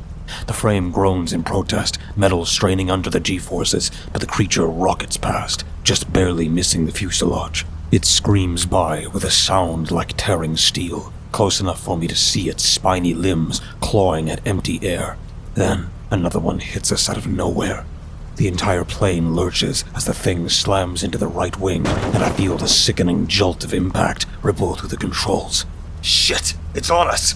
I bark, fighting the yoke as Thunderchild shudders violently. Kat's frantically flipping switches, scanning damage reports. Number 2 engine just took a hit. It's failing. I glance out the side window, my stomach dropping. The thing is latched onto the engine cowling, a grotesque tangle of wet flesh and gleaming metal. Its limbs pierce deep into the engine housing, sparks flying as it tears through wiring and components with terrifying precision. The propeller sputters, stalling out, and smoke begins pouring from the wing. Gonzo, I need that fire suppression system, now! I shout into the comms, yanking the plane into another shallow bank, hoping the sudden shift in momentum will dislodge the creature. Gonzo's voice crackles through. I'm on it, Cap. Hold her steady. Steady? I laugh bitterly, keeping one eye on the creature still ripping into our wing. The scavenger clings tighter. I hear the whine of metal giving way, followed by a horrible crunch as part of the propeller snaps off and spirals into the void. Flames pour from the wing, and I swear I see the scavenger's glowing eyes lock onto me through the haze. Cold, calculating. A second later, there's a loud hiss as fire-suppressant foam floods the engine compartment. The flame thins, but the scavenger is still there, clawing deeper like it's immune to anything we throw at it. An idea so reckless it would give my old flight instructor an aneurysm flashes through my mind. Kat, I growl. I got a crazy idea. You with me? Her eyes flick to me, wide with that mix of terror and determination only a seasoned pilot knows. Always, Jax. What are you thinking? Cut power to the remaining starboard engine. I order. Are you out of your mind? Cat exclaims. Just trust me. Cat hesitates for a brief moment before flipping the necessary switch. The plane lurches as Cat throttles down the left engine. I push the right rudder pedal to the floor. Come on, you ugly son of a bitch. I grumble under my breath, eyes locked on the Scavenger. Thunderchild begins to roll, tipping the damaged wing upward. The Scavenger, not expecting the sudden shift, scrambles for a better grip, its claws screeching against the metal skin of the wing. Brace for negative G's. I warn over the comm. I yank the yoke to the right, forcing Thunderchild into a barrel roll, something no P3 was ever designed to do. Under normal circumstances, pulling a stunt like this would shear the wings clean off, ripping the plane apart. But here, in this warmed, fluidic space, the laws of physics seem just elastic enough to let it slide. The world tilts. One moment the ground's below us, the next it's whipping past the windows like a carnival ride from hell. Loose items float, and my stomach somersaults as the plane dips into a brief freefall. Outside the cockpit window, the Scavenger clinging to our engine doesn't like this one bit.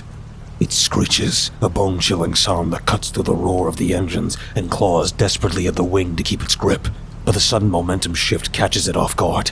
Its spindly limbs twitch and jerk, struggling to maintain a hold on the foam-slicked engine casing. Then, with a sickening rip, it loses its grip. Gotcha! I shout as the creature peels away from the wing, tumbling through the air. It flails helplessly, limbs twisting and twitching as it's hurled into the swirling chaos behind us. The tumbling Scavenger slams directly into one of its comrades trailing just off our six. There's a gruesome collision, a tangle of flesh, metal, and limbs smashing together at a high velocity. The two creatures spin wildly, wings flapping uselessly as they spiral out of control and vanish into the clouds below. The plane snaps upright with a bone-rattling jolt, and I ease off the yoke, catching my breath. My hands are shaking, but I keep them steady on the controls. Thunderchild, you beautiful old bird. I mutter, patting the dashboard. You still with me? The engines grumble as if in response. They sound a little worse for wear. The controls feel sluggish, and the plane shudders with every gust of the twisted atmosphere. One engine down, and the other's overworked. We're pushing her to the brink. She's hanging on, but she won't take much more of this abuse. None of us will. The brief rush of victory doesn't last. Jax, we've got more of them. Cat shouts, her eyes darting between the radar and the window. I glance at the radar, and my heart sinks. The swarm isn't giving up. They're relentless. More of those biomechanical nightmares are closing in, their numbers swelling like a storm cloud ready to swallow us whole. Thunderchild is wounded, and they can smell blood. Yeah, I see him. I reply. How close are we to the exit point? I ask, keeping one eye on the horizon and the other on the radar. About 90 seconds. Cat says. But they're gonna be all over us before then. Gonzo's voice crackles over the comms. Cap, those flares are ready whenever you are. Just say the word. Cat glances over. You thinking what I'm thinking? I nod. Time to light the match. She swallows hard but nods back. I'll handle the fuel dump. You focus on flying. Copy that. I take a deep breath, steadying myself. The swarm is closing in fast, a writhing mass of metal and flesh that blots out the twisted sky behind us. 60 seconds to exit point. Sammy calls out. I watch the distance shrink on the display.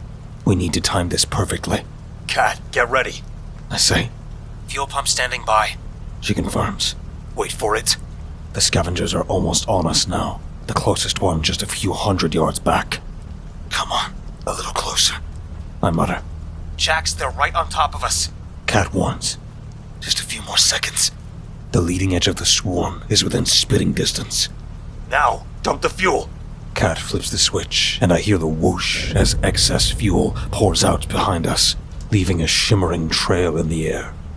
I wait a couple seconds to give us some distance from the trail before I shout. Gonzo, flares, now!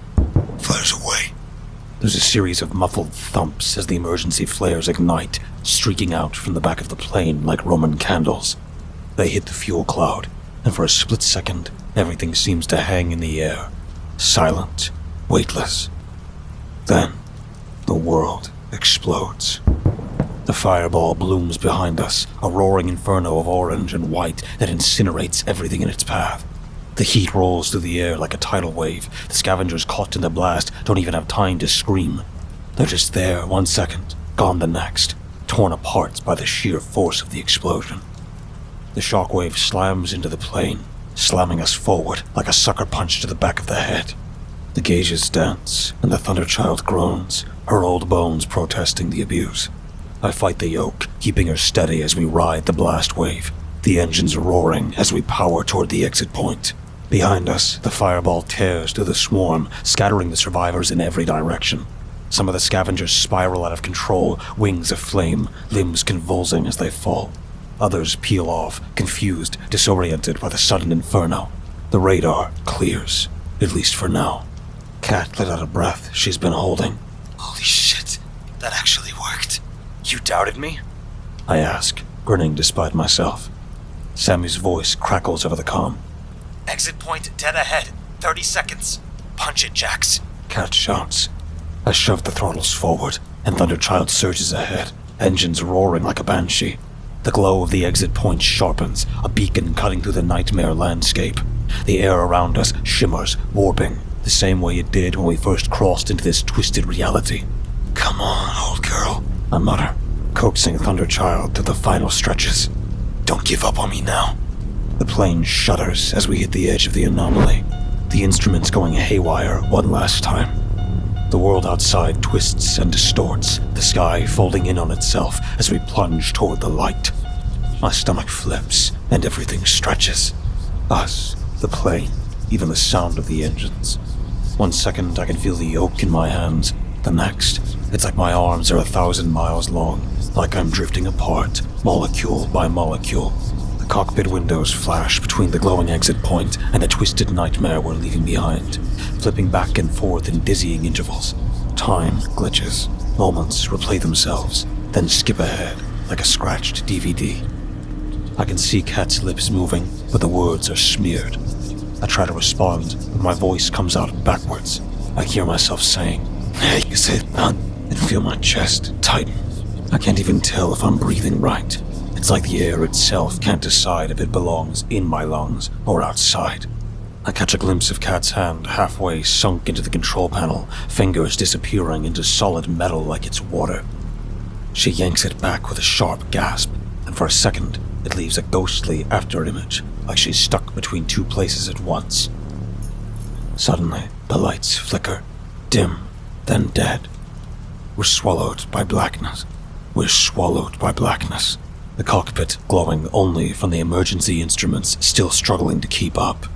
Gonzo's voice crackles over the comms, tense and breathless. Cap, something's inside the cabin. His transmission cut off with a loud crackle. The comms die completely. Just static. Gonzo? I call into the headset, heart hammering. No response. Gonzo? Sammy? Anyone? Nothing but static, thick and suffocating.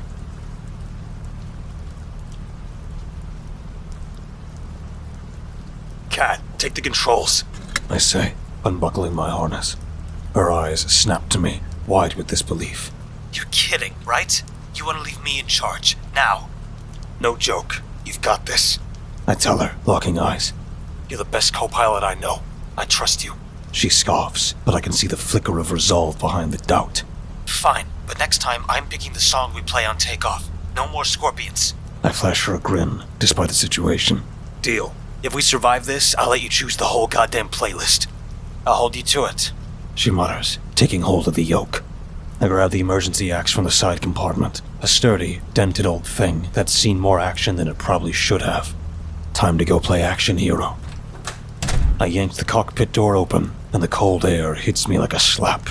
The flickering emergency lights cast everything in a hellish red glow, shadows leaping and twisting like they're alive. The smell hits me next, a nauseating mix of burnt meat and charred flesh. I push deeper into the operation bay, gripping the axe so tight my knuckles ache. Gonzo! Sammy! I shout. My voice sounds warped, like it's being stretched and pulled apart. Ahead, I see him. Gonzo's pinned against the bulkhead by one of those scavengers, but this one's a mess. Badly burned, part of its exoskeleton melted and fused. It's phasing in and out of the plane's wall, its limbs flickering like a strobe light, as it struggles to maintain form. Gonzo grits his teeth, trying to push it off, but the thing's got him good. One of its jagged limbs presses dangerously close to his throat. Get the hell off him! I charge forward, swinging the axe at the creature's midsection. But as I bring the axe down, time glitches. 1 second I'm mid-swing, the next I'm stumbling forward, my balance thrown off as the scavenger phases out. The blade passes through empty air, and I overextend, slipping on a slick of something, blood, oil, on the floor. I hit the deck hard, the axe skittering out of my grasp. Not now, I groan, pushing myself up, but my limbs feel heavy, like they're moving through syrup. The scavenger turns its head toward me, its glowing eyes narrowing. It hisses, a grating, metallic sound that sets my teeth on edge, and then lunges. The scavenger slams into me, and for a split second, it feels like wrestling a bag of knives. Its limbs are sharp and jagged, slicing into my flight suit, barely missing my flesh as I struggle against its weight. My muscles strain as I try to keep its claws away from my face. But then, everything flickers, like someone hit pause and play on reality. For a heartbeat, I'm looking down at my own hands wrapped around nothing. The scavenger's form glitches, phasing in and out like a bad signal. And then, it's back, solid, just long enough to lash out again. I twist out of the way, shoving back. I feel a moment of resistance as we both snap into the same reality, and I drive my elbow into its face, or whatever passes for one. There's a crunch, a metallic hiss, and its head jerks back, and the thing stumbles, flickering in place. Cap! Gonzo roars, struggling to his feet. He grabs a nearby wrench and, without hesitation, swings it down onto the scavenger's head with a heavy clang. It snarls, a deep, grating sound that feels like nails scraping across metal, and lunges toward Gonzo. Then, through the chaos, I hear a shout. Hey! Over here! It's Sammy. She's standing a few feet away, holding a portable emergency transponder and fiddling with the settings. Come on, She whispers urgently. Sammy, what are you doing? I shout. Cover your ears. The scavenger's head snaps towards Sammy, its glowing eyes narrowing. With a defiant scowl, she twists the dial all the way to max and slams the transponder onto the deck. A piercing, high-frequency sonic blast erupts from the device, the sound waves rippling through the air in strange, warping pulses. Even the time glitches seem to stutter, as if the blast is punching holes through the distorted fabric around us. The sonic wave slams into the scavenger hard. It staggers, limbs flailing, as the sound disrupts whatever twisted physics keep it together. The scavenger screeches, a hideous metallic shriek like nails dragged across sheet metal mixed with the scream of a dying animal. It's glitching harder now, its jagged limbs spasming, flickering between solid and translucent, but it's still coming. It launches itself towards Sammy, skittering on all fours, moving faster than anything that is broken and half-melted should. Sparks fly as its claws scrape across the metal floor, leaving jagged scars in its wake. Sammy, move! I shout, scrambling to get back on my feet. Sammy stumbles backward, but it's clear she won't outrun the thing. Before she can even react, the scavenger rears back one of its limbs, ready to impale her. Then, Gonzo comes in like a linebacker, barreling forward with a fire extinguisher the size of a small child. Get away from her, you piece of shit! He bellows. The scavenger doesn't stand a chance. Gonzo swings the extinguisher like a warhammer, smashing it right into the side of the creature's twisted skull. There's a loud crunch as exoskeleton and metal plating buckle under the force of the blow, sending it sprawling across the floor. But Gonzo isn't done. He keeps swinging the extinguisher like a man possessed, raining down blow after blow. But it's not enough. The scavenger whips around, swiping at Gonzo with one of its jagged limbs. He barely dodges, the claw slicing through the air, inches from his face. Cap, little help here! Gonzo shouts, bracing himself for another swing.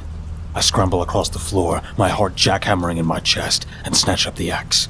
Gonzo wrestles with it, his fire extinguisher dented from the pounding, but the thing's still kicking, literally. One of its jagged limbs swipes again, nearly gutting himself like a fish. Eat this, fucker, I growl under my breath, gripping the axe tighter. With a swift step forward, I bring the blade down, right to the joint where the scavenger's front limb meets its shoulder. The axe bites deep, metal and flesh shearing with a sickening crunch. Sparks fly, the limb falling away with a wet thunk onto the deck, twitching uselessly like a severed lizard's tail. But it's not down for good. It starts crawling toward me, dragging its mangled body along the floor like some nightmare spider that doesn't know when to quit. Then I see it. The bulkhead on the port side. It's rippling. The metal undulating like the surface of disturbed water. The rippling spreads outward in concentric circles, the metal flexing like it's being pulled from somewhere deep inside. I get an idea. Cat, I bark into the comm. I need you to pull a hard starboard yaw, now. Cat's voice comes back, steady as ever. Copy that, boss. Hang on to something. The plane tilts sharply, gravity sliding everything not bolted down toward the port side.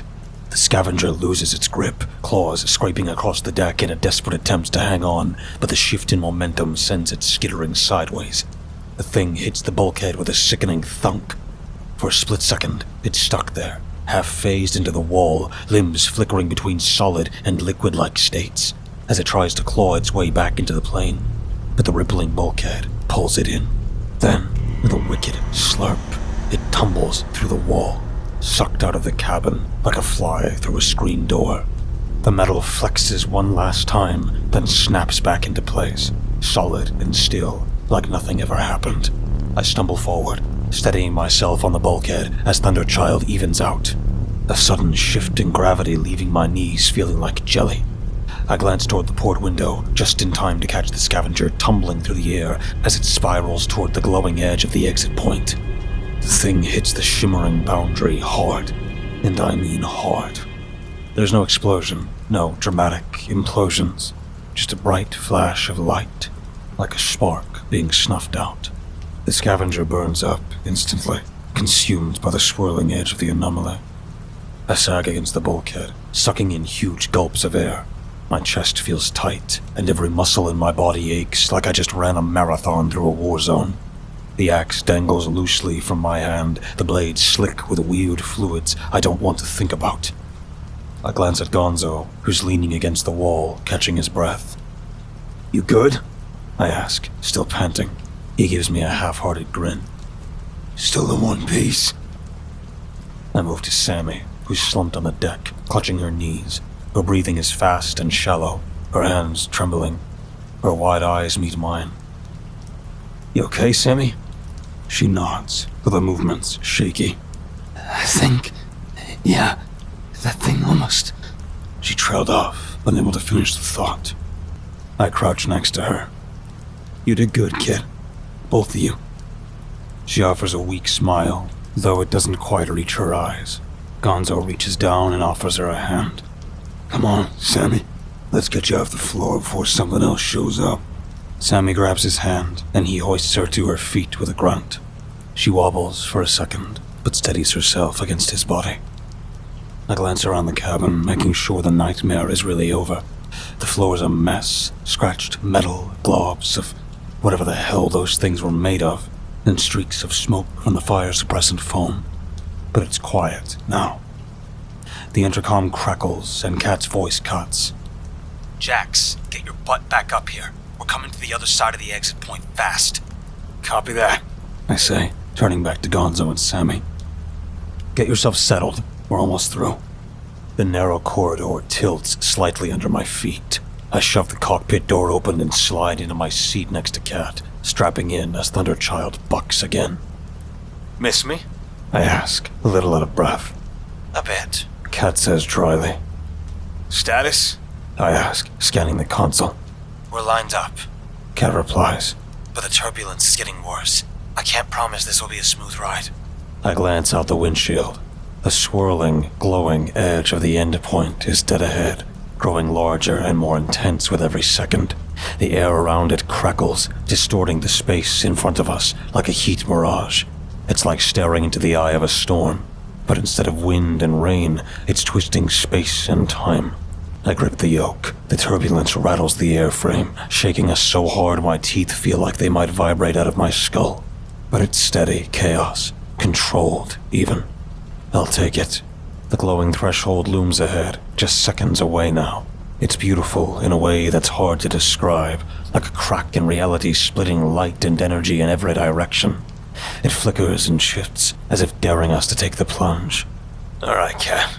I say, steady but grim. Let's bring this bird home. She gives me a sharp nod, all business. Holding course. 5 seconds. The nose of the plane dips ever so slightly as Thunderchild surges forward. Everything twists, my vision tunnels, orbing inward, like someone yanks the universe through a straw. There's no sound, no sensation, just a moment of pure, disorienting silence. I swear I can feel the atoms separating, scattering into a billion pieces, only to slam back together all at once, like some cruel, cosmic prank. Then, reality snaps back into place. The cockpit lights flicker, my stomach lurches, my ears pop, and the familiar howl of wind and engines fills the air again. The smell of ozone lingers, but the oppressive alien tang that's haunting us is gone. I glance at the instruments. They're still twitchy, but God help me, they're showing normal readings. Altimeter, 22,000 feet. Airspeed, 250 knots. And the compass, it's pointing north. Outside the cockpit, the storm rages. Angry clouds swirling like a boiling pot, flashes of lightning tearing through the sky. But these are real storm clouds. Familiar, predictable. I glance over at Kat. She's pale, sweat beading on her forehead. She catches me looking, offering a shaky smile. You good? I ask. She lets out a breath, somewhere between a laugh and a sigh. Yeah, I think so. Gonzo, Sammy, you guys all right back there? There's a moment of static. Then Gonzo's gravelly voice rumbles to the speaker. Still kicking, Cap. Could've used a stiff drink and a nap, though.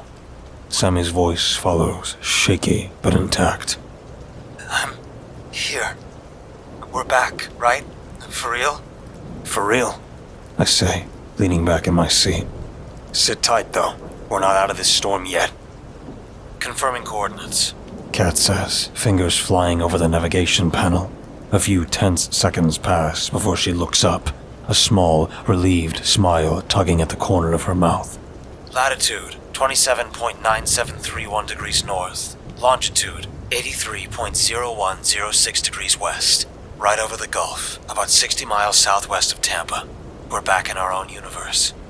I let out a continuous sigh of relief. Sammy, I call over the intercom. what's the status of the storm? There's a brief pause, then her voice crackles back through the speakers.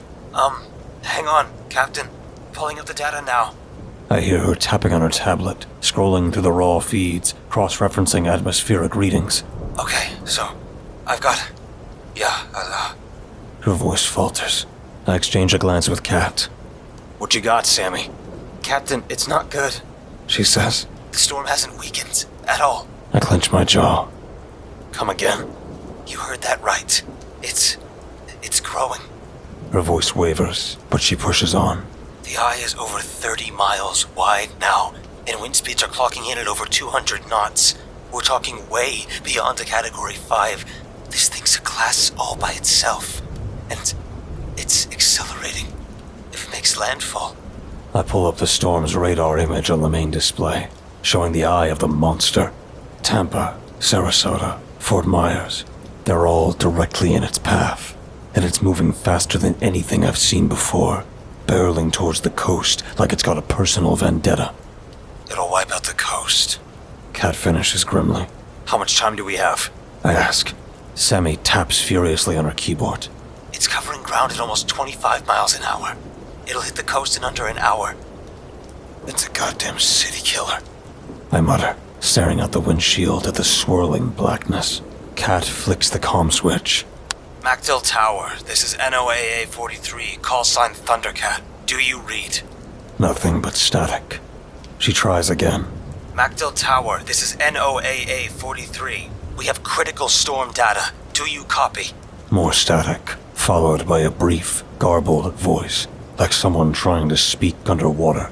Kat frowns, adjusting the frequency, but it's no use. Damn it. She mutters. Comms are fried. I grab the headset, cycling through every emergency channel I know. Coast Guard, this is NOAA 43. Come in.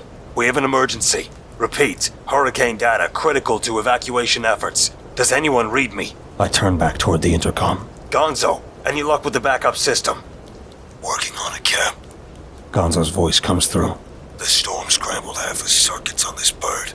After a moment, his voice crackles over the intercom again. Alright, Cap. I think I got something. Patching through the backup system now. But it's weird. Ain't any of our usual frequencies. How so? I ask, already not liking where this is going. There's a pause, followed by some frantic tapping on his end. It's encrypted. Military-grade encryption. I have no idea how we can even latch onto this. You want me to connect? Or are we ignoring this weird-ass signal and focusing on not dying? Military? Kat mutters, half to herself. What would they be doing on a storm frequency? I shrug. We're running out of time, and no one else is picking up. Patch it through, Gonzo. A beat of silence, and then the headset comes to life with a sharp click, like someone on the other end just flipped a switch. Unidentified aircraft. The voice says, cold and clipped. Identify yourself and state your mission. Over. I hit the transmission button. This is NOAA 43, call sign Thundercat. We're currently en route from an atmospheric recon mission inside the hurricane southwest of Tampa. We've got critical data regarding the storm's behavior. Repeat, critical storm data. Do you copy? The voice on the other end comes back instantly, no hesitation. We copy, Thunderchild. What's your current position? I glance at the nav panel.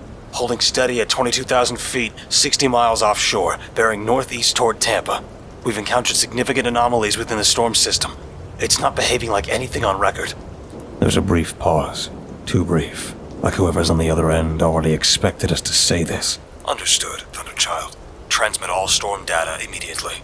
Include details regarding any unusual phenomena you may have encountered inside the storm. Over. Kat shoots me a sharp glance. They know. They know. I mutter, heart pounding. I hit the button again. What's your affiliation? Are you with NOAA, Coast Guard, Air Force? Another brief pause. Thunderchild, our designation is classified. Listen, I say, tightening my grip on the transmitter. I don't know who you are or why you're on this frequency, but if we're handing over intel, we need to know who we're dealing with. There's a beat, and then the voice returns. No less clipped, no warmer. Thundercat, this is Reaper Corps. That's all you need to know. Reaper Corps. I echo, glancing at Kat, who's just as confused as I am. Transfer your data immediately. The situation is highly sensitive. The voice insists. Negative, Reaper Corps. I reply, sitting up straighter. People need to be evacuated. If you want our data, we need confirmation you're working with the agencies coordinating the response. There's a brief silence, just long enough to make me sweat. Then, the voice returns, calm and professional, over the dangerous edge. Thundercat, you're speaking with the United States Strategic Command. We're aware of the storm's nature and are effectively coordinating a response. Transmit your data immediately. Strategic Command? I repeat, glancing at Kat. Her expression darkens. This doesn't sit right. Not one bit. Stratcom deals with nuclear deterrence, cyber warfare, and global missile defense, not hurricanes. Kat leans closer, whispering, Jax, this doesn't feel right. Why would Stratcom care about a storm? I click the radio again. Reaper Corps, we have critical weather data that needs to go directly to NOAA for immediate evacuation orders. If people aren't warned in time... The voice cuts me off, infirm. Thunderchild, listen to us carefully. Evacuation isn't enough. This storm is different. It will grow, and it won't stop. You've seen what's inside. This isn't just weather. Your data is critical to neutralizing it and preventing mass casualties. Neutralizing it? Kat whispers incredulously. What the hell does that mean? Reaper Corps, I say, slowly into the radio. You're telling me you think you can stop this storm? How exactly do you plan to do that? There's a brief pause. When the voice returns, it's flatter, colder, as if the mask of professionalism is slipping. That information is beyond your clearance, Thunderchild. This is not a negotiation. Send the data now. Damn it, Jax, they're jerking us around, Kat said, her voice laced with frustration.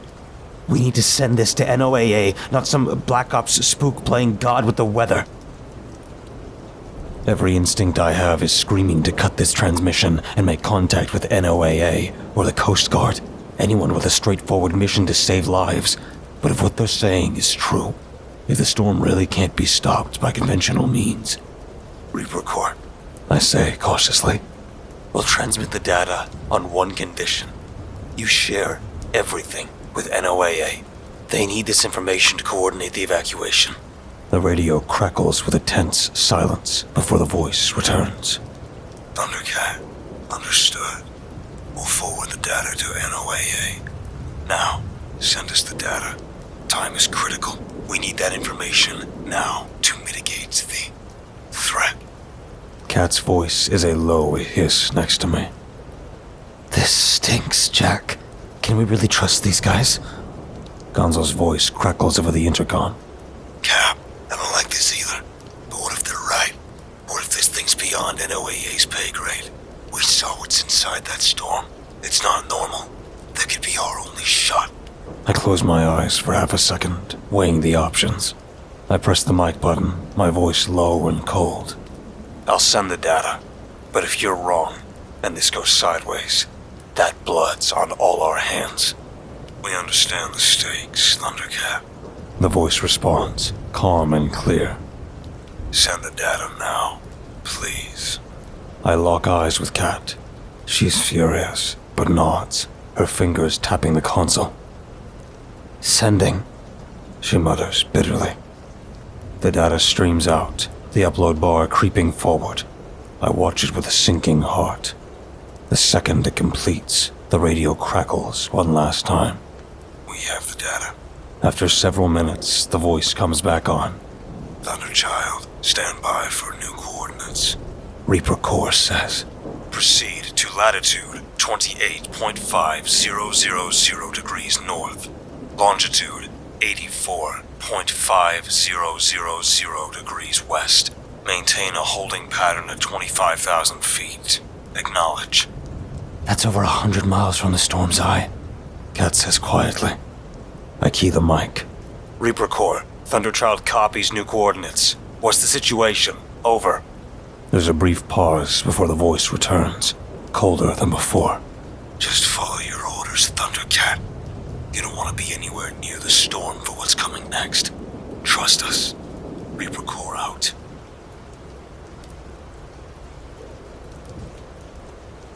Part 5. Setting course due west. Kat announces. If we push the engines, we can be 100 miles out in 15 minutes. Got it. I say, pushing the throttles forward. As we accelerate away from the storm, the sky begins to change. The oppressive gray clouds thin out, revealing streaks of fiery orange and crimson as the sun starts its descent. The turbulence eases, and for a moment, the vast expanse of the ocean below looks almost serene, a deceptive calm after the chaos we've endured. Distance from the eye is now 90 miles. Kat reports. 95 miles. 100 miles. Holding position. Maintain altitude at 25,000 feet. I instruct. Keep it steady. Gonzo's voice crackles over the intercom. Cap, any idea what's going on? They didn't just send us out here for a sightseeing tour. Your guess is as good as mine, I reply. but I have a feeling we're about to find out. Then, without warning, the radar pings. Jax, look at this. Kat says, eyebrows knitting together as she studies the screen. What the hell? Sammy steps into the cockpit, her eyes wide behind her glasses. I'm picking up some unusual readings. Massive energy spikes high above the storm. It's like nothing I've ever seen. Before I can respond, the radio springs to life. Reaper Corps to Thunderchild. Hold your current position. Do not engage any systems that could interfere with electromagnetic fields. Maintain radio silence until further instructed. Sam's fingers fly over her tablet. I'm detecting objects entering the atmosphere at Mach 20. The energy signatures are off the charts. Mach 20? I echo. That's hypersonic. Nothing we have moves that fast. Nothing conventional, anyway. I look out over the vast stretch of ocean, the hurricane's eye still visible on the horizon. A monstrous swirl of dark clouds and flickering lightning. Then, something catches my eye. High above the hurricane, the atmosphere ignites with brilliant streaks of light. Hundreds, maybe thousands of fiery trails pierce the sky, descending rapidly toward the storm's core. It's like watching stars themselves plummeting to Earth. As the descending objects close in on the storm, they begin to glow brighter, the friction igniting them into blazing comets. The sky turns a brilliant white, forcing us to shield our eyes. Then, the impact. A series of blinding flashes erupt as the objects slam into the hurricane's eye with unimaginable force. The shockwaves ripple outward, distorting the very air around them. The clouds are torn apart, massive chunks vaporized instantaneously. The ocean below reacts violently, colossal waves surging outward from the points of impact. Hold on. I shout, gripping the controls as Thunderchild is buffeted by the turbulent air. The plane shakes violently, alarms blaring as we fight to maintain altitude. Wind shear is off the scale. Kat yells, struggling with her own controls. Through the cockpit windows, we witness a spectacle that defies belief. Columns of light rise from the storm's core, spiraling upward like luminous tornadoes. The clouds are drawn into the vortex, spiraling upward before disappearing into nothingness. The central pressure is skyrocketing and wind speeds are dropping fast. Sammy exclaims. The hurricane, it's collapsing. Lightning arches across the sky. Not the jagged bolts we're used to, but vast webs of electricity that dance between the dissipating clouds and the ionosphere above. The air crackles with energy, a symphony of thunder reverberating around us. Radiation levels are spiking, but stabilizing, Sammy reports. We're within safe limits. I glance at the radar screen, which is flickering wildly before settling back to normal. The once massive storm is unraveling before our eyes. The eye wall disintegrating as the sea below calms, its surface returning to an almost unnatural stillness. A voice crackles over the radio, breaking the trance. Thundercat, this is Reaper Core. The threat has been neutralized. You are clear to return to base. I grab the radio mic. Reaper Core, what the hell just happened? Over. Silence. Reaper Core, do you copy? The storm is dissipating. We need to know what actions you've taken. Over. The static stretches on, the only response an empty hiss. I grit my teeth, frustration boiling over. Damn it! Answer me! Finally, the voice returns, as composed as ever. Thunderchild, we did what had to be done. Your mission is complete. Return to base. Reaper Core out. The line goes dead. Kat finally breaks the silence. Did they seriously just vaporize a hurricane? I guess, I mutter, equally stunned. But how the hell? I'm looking at the telemetry data. Sammy mutters. Those readings, I don't know what to say. She's right. Something about this whole thing feels wrong. There's no way you throw around that kind of firepower unless you know exactly what you're dealing with. And they knew. Those hypersonic projectiles didn't just come out of nowhere. Any chance those things could have been meteorites? Gonzo asked. Sammy snorts a nervous, humorless laugh. Meteorites. Whatever those things were, they entered the atmosphere at Mach 20, changed direction, and hit the storm like precision-guided missiles. Those things were... Sammy trails off, shaking her head.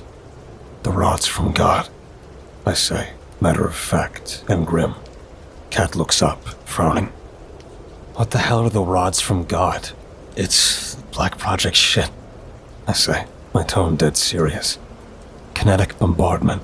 Imagine dropping telephone poles made of tungsten from orbit. No explosives, just pure kinetic energy. A single rod could vaporize bunkers, flatten city blocks, hell, even trigger seismic events. Kat stares at him, her expression somewhere between disbelief and awe. You're telling me they carpet bombed a storm From space. Yeah, something like that, I replied grimly. They've been a rumor for years. Military, sci-fi stuff. Supposed to be impossible. No nation officially acknowledges their existence. Cat lets out a shaky breath. Well, someone developed them, and they just dropped their entire stockpile into that storm. The implications hit me like a freight train. If this is true, we're not just talking about storm response or weather control. We just witnessed the development of a first strike orbital weapon system. One nobody's supposed to have.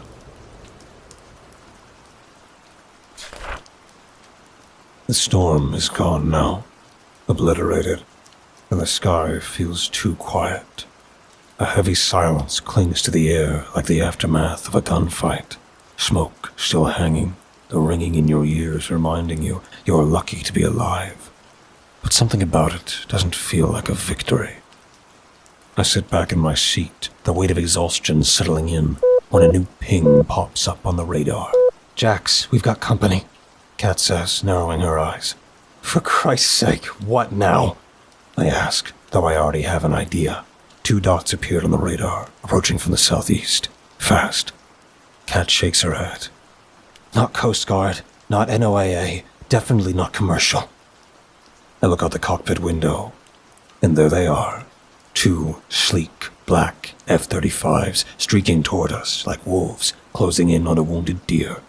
The paint jobs look off, matte black, almost like they've been dipped in shadow, with markings I don't recognize, and their weapons loadouts. Unusual. Not the standard air-to-ground package you'd expect. These birds are arms to the teeth, air-to-air missiles bristling under the wings, along with pods and configurations I've never seen before. Not exactly the welcome wagon I was expecting, Kat mutters, her jaw tight. The radio crackles to life, and a clipped, professional voice cuts through. NOAA 43, this is Echo Lead. We are under orders to escort you back to MacDill Air Force Base. You are to maintain your current heading. Acknowledge. I grip the mic. Echo Leader, this is Thunderchild. We're on a civilian scientific mission and don't require military escort. Acknowledge. Silence. Then the voice comes back, colder this time. Thunderchild, this is not a request. You will comply, or we will force compliance. Acknowledge. Kat shoots me a glance. Friendly bunch, huh? Yeah, real warm and cuddly, I mutter. The F-35s close in, slipping into formation on either side of us, close enough that I could see the pilots through their tinted canopies. They're steady, controlled, flying too tight for comfort. This isn't an escort. It's a warning. We can't win this one. Not up here. Acknowledged, Echo Lead. I mutter into the mic. As we push north, the Gulf slips into view below us, stretching out like glass. That's when I see it. A dark mass on the horizon moving steadily eastward. Jax, Kat asks. what is that? My eyes narrowing.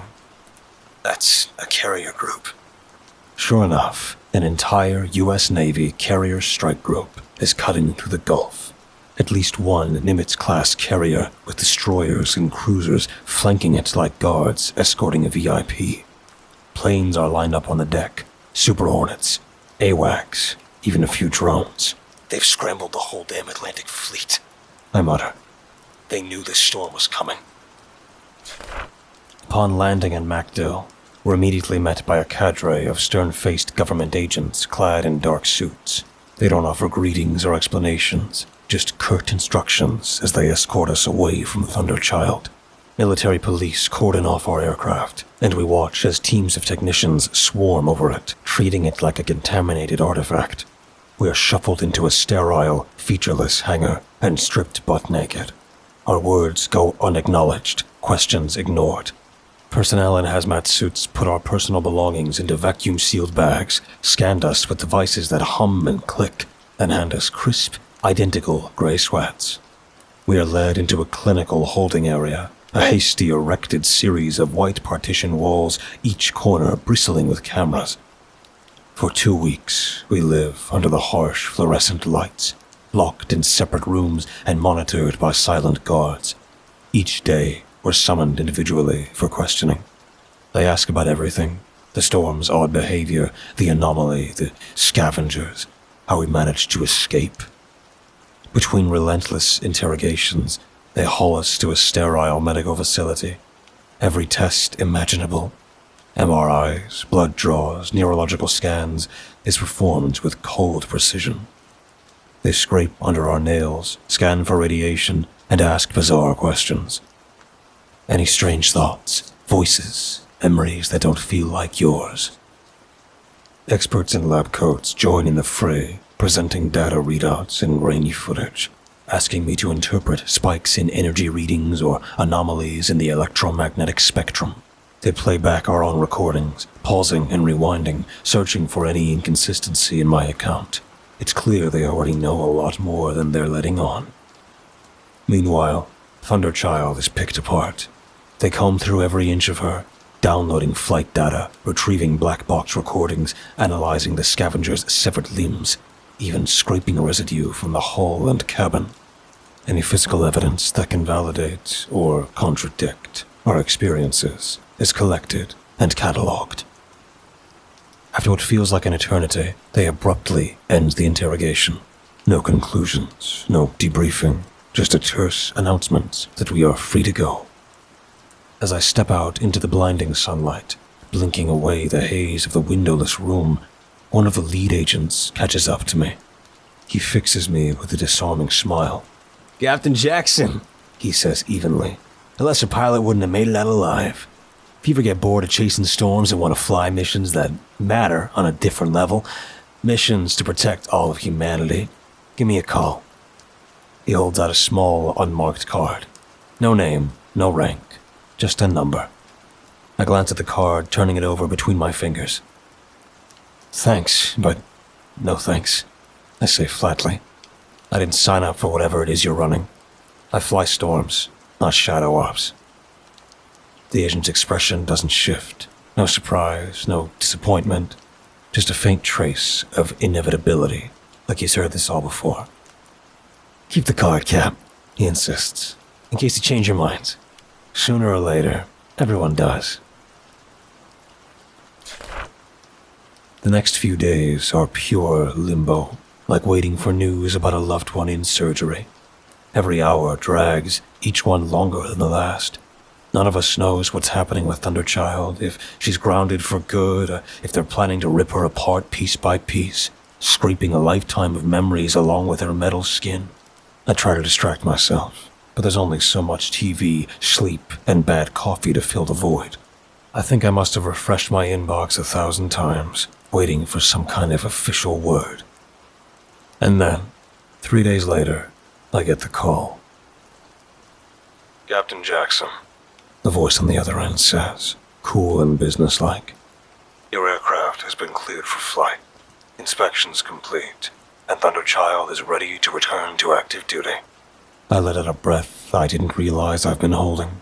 For a second, I can't speak, just nod into the phone like an idiot, holding back tears. Finally, I managed to choke out. Thanks for the update. My entire crew made it through. My hands are still shaking as I fumble to open our crew's group chat. Me. Thunderchild's back. We're cleared for flight. She made it, guys.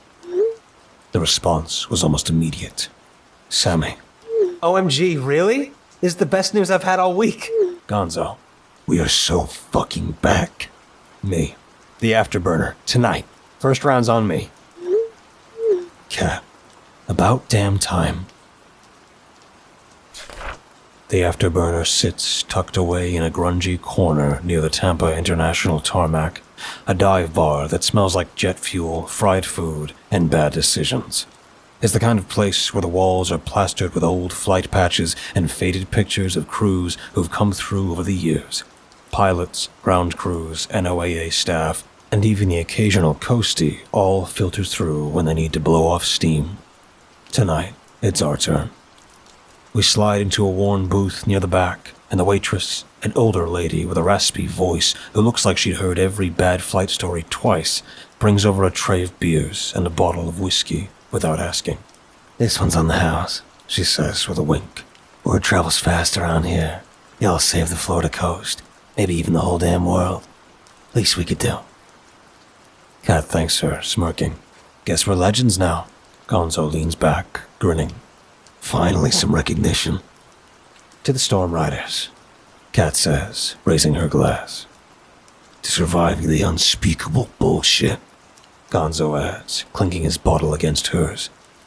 To the weirdest damn flight of my life, Sammy mutters with a grin, lifting her beer. To Thunderchild, I say, raising my glass of whiskey. We drink to that. Hell, we drink to everything. After a couple of rounds, the warmth of the whiskey starts to loosen the tightness in my chest. I lean back, enjoying the rare moment of calm. Kat has her boots kicked up on the bench, nursing her drink with a satisfied look on her face. Gonzo and Sammy, though, they aren't exactly subtle. Gonzo is leaning closer, a cocky grin plastered across his face, while Sammy twirls a lock of hair around her finger, pretending she isn't paying attention. But she totally is. They've got the "we almost died, let's not waste any more time" look. Kat notices it too. She gives me a smirk and nudges me under the table with her foot. She slides out of the booth, giving me another nudge with her shoulder. Come on, Kat. One more round for the road, if you're up for it. With a grin, I follow Kat across the bar to a quieter booth tucked in the corner. Kat drops onto the booth with a sigh and stretches her legs across the seat, her boots kicking against my thigh. I flag down the waitress, and soon enough, 2 more glasses of whiskey clink down in front of us. Kat holds hers up, giving me a mock serious tone. To questionable decisions and barely making it through. I chuckle. To never doing that again, if we can help it. We clink our glasses and drank. The whiskey burns on the way down, but it's the good kind of burn. One that reminded me I was still alive. We settle into the quiet, sipping our whiskey and watching as Gonzo and Sammy laugh over some shared joke, their eyes never straying far from each other. Finally, Kat mutters, tipping her glass toward them. Thought they'd keep dancing around each other forever. Guess near-death experiences have a way of pushing people together, I say with a shrug, trying to sound nonchalant. Kat looks up at me. Or push them apart. I turn, meeting her gaze, and there's something in her eyes. A glimmer of something old. Something we'd both tucked away under years of unspoken agreement. You think they'll last? Her voice is casual. Hard to say. I glance at her out of the corner of my eye. Maybe they'll crash and burn. Or maybe they'll do better than we did. Kat and I had been good together once. Maybe even great. But the kind of chaos we both seemed to invite had pulled us in different directions. She gives a soft snort, a smile tugging at the corner of her mouth. Yeah, guess there's always a chance. Kat leans back, her sharp grin fading as she stares at her glass, swirling the amber liquid, her face flushed like a cherry-red tomato. So, she says softly, her voice just above the hum of the bar. You think that storm's really gone for good? I roll the glass between my hands, considering the question. The silence stretches between us like a tether. No, I finally admit. I don't. At least, not for good. Her blue eyes narrow slightly, not in disbelief, but in recognition, like she's been waiting for that answer. That storm, it wasn't just weather. Hell, a normal hurricane can wipe out entire cities, turn highways into rivers, flatten buildings, rip the earth apart. What we saw in there, I shake my head. It was alive. It had a will. Something that big, that powerful. You don't just kill it. Not with bombs, not with nukes, not even with an orbital bombardment. Kat huffs, her breath puffing against the rim of her glass. So, what do you think happened? Why did it just stop? You ever eat something you know damn well is gonna come back to haunt you, but you do it anyway? I ask, leaning back against the worn leather of the booth. Cat raises an eyebrow, half smiling. Spicy wings from that dive joint near Ybor. Every time. Burns worse going out than it does going in. I chuckle. Yeah, that's about right. Me? It's chili dogs. Extra jalapenos. Always sounds like a good idea at the time, but 2 hours later I'm hunched over, regretting every bite. Cat gives me a look, somewhere between a grin and a grimace. So, what? You think that storm's the same? Like we just gave it the cosmic equivalent of heartburn? Exactly. I take a slow sip of whiskey. We didn't kill it, just give it enough indigestion to make it think twice before taking another bite out of our reality. So what happens when it gets hungry again? Cat asks. Before I can answer, a murmur spread across the bar, heads turning towards the flickering flat screen mounted above the bar. Breaking news, the banner reads in bold red letters. My stomach tightens. The bartender turns up the volume, and the overly calm voice of the anchor breaks through. This just in. We are receiving reports of a rapidly forming tropical disturbance in the Gulf of Mexico. Meteorologists are closely monitoring the system. I exchange a look with Cat, the whiskey in my glass suddenly losing its warmth. Here we go again, I sigh.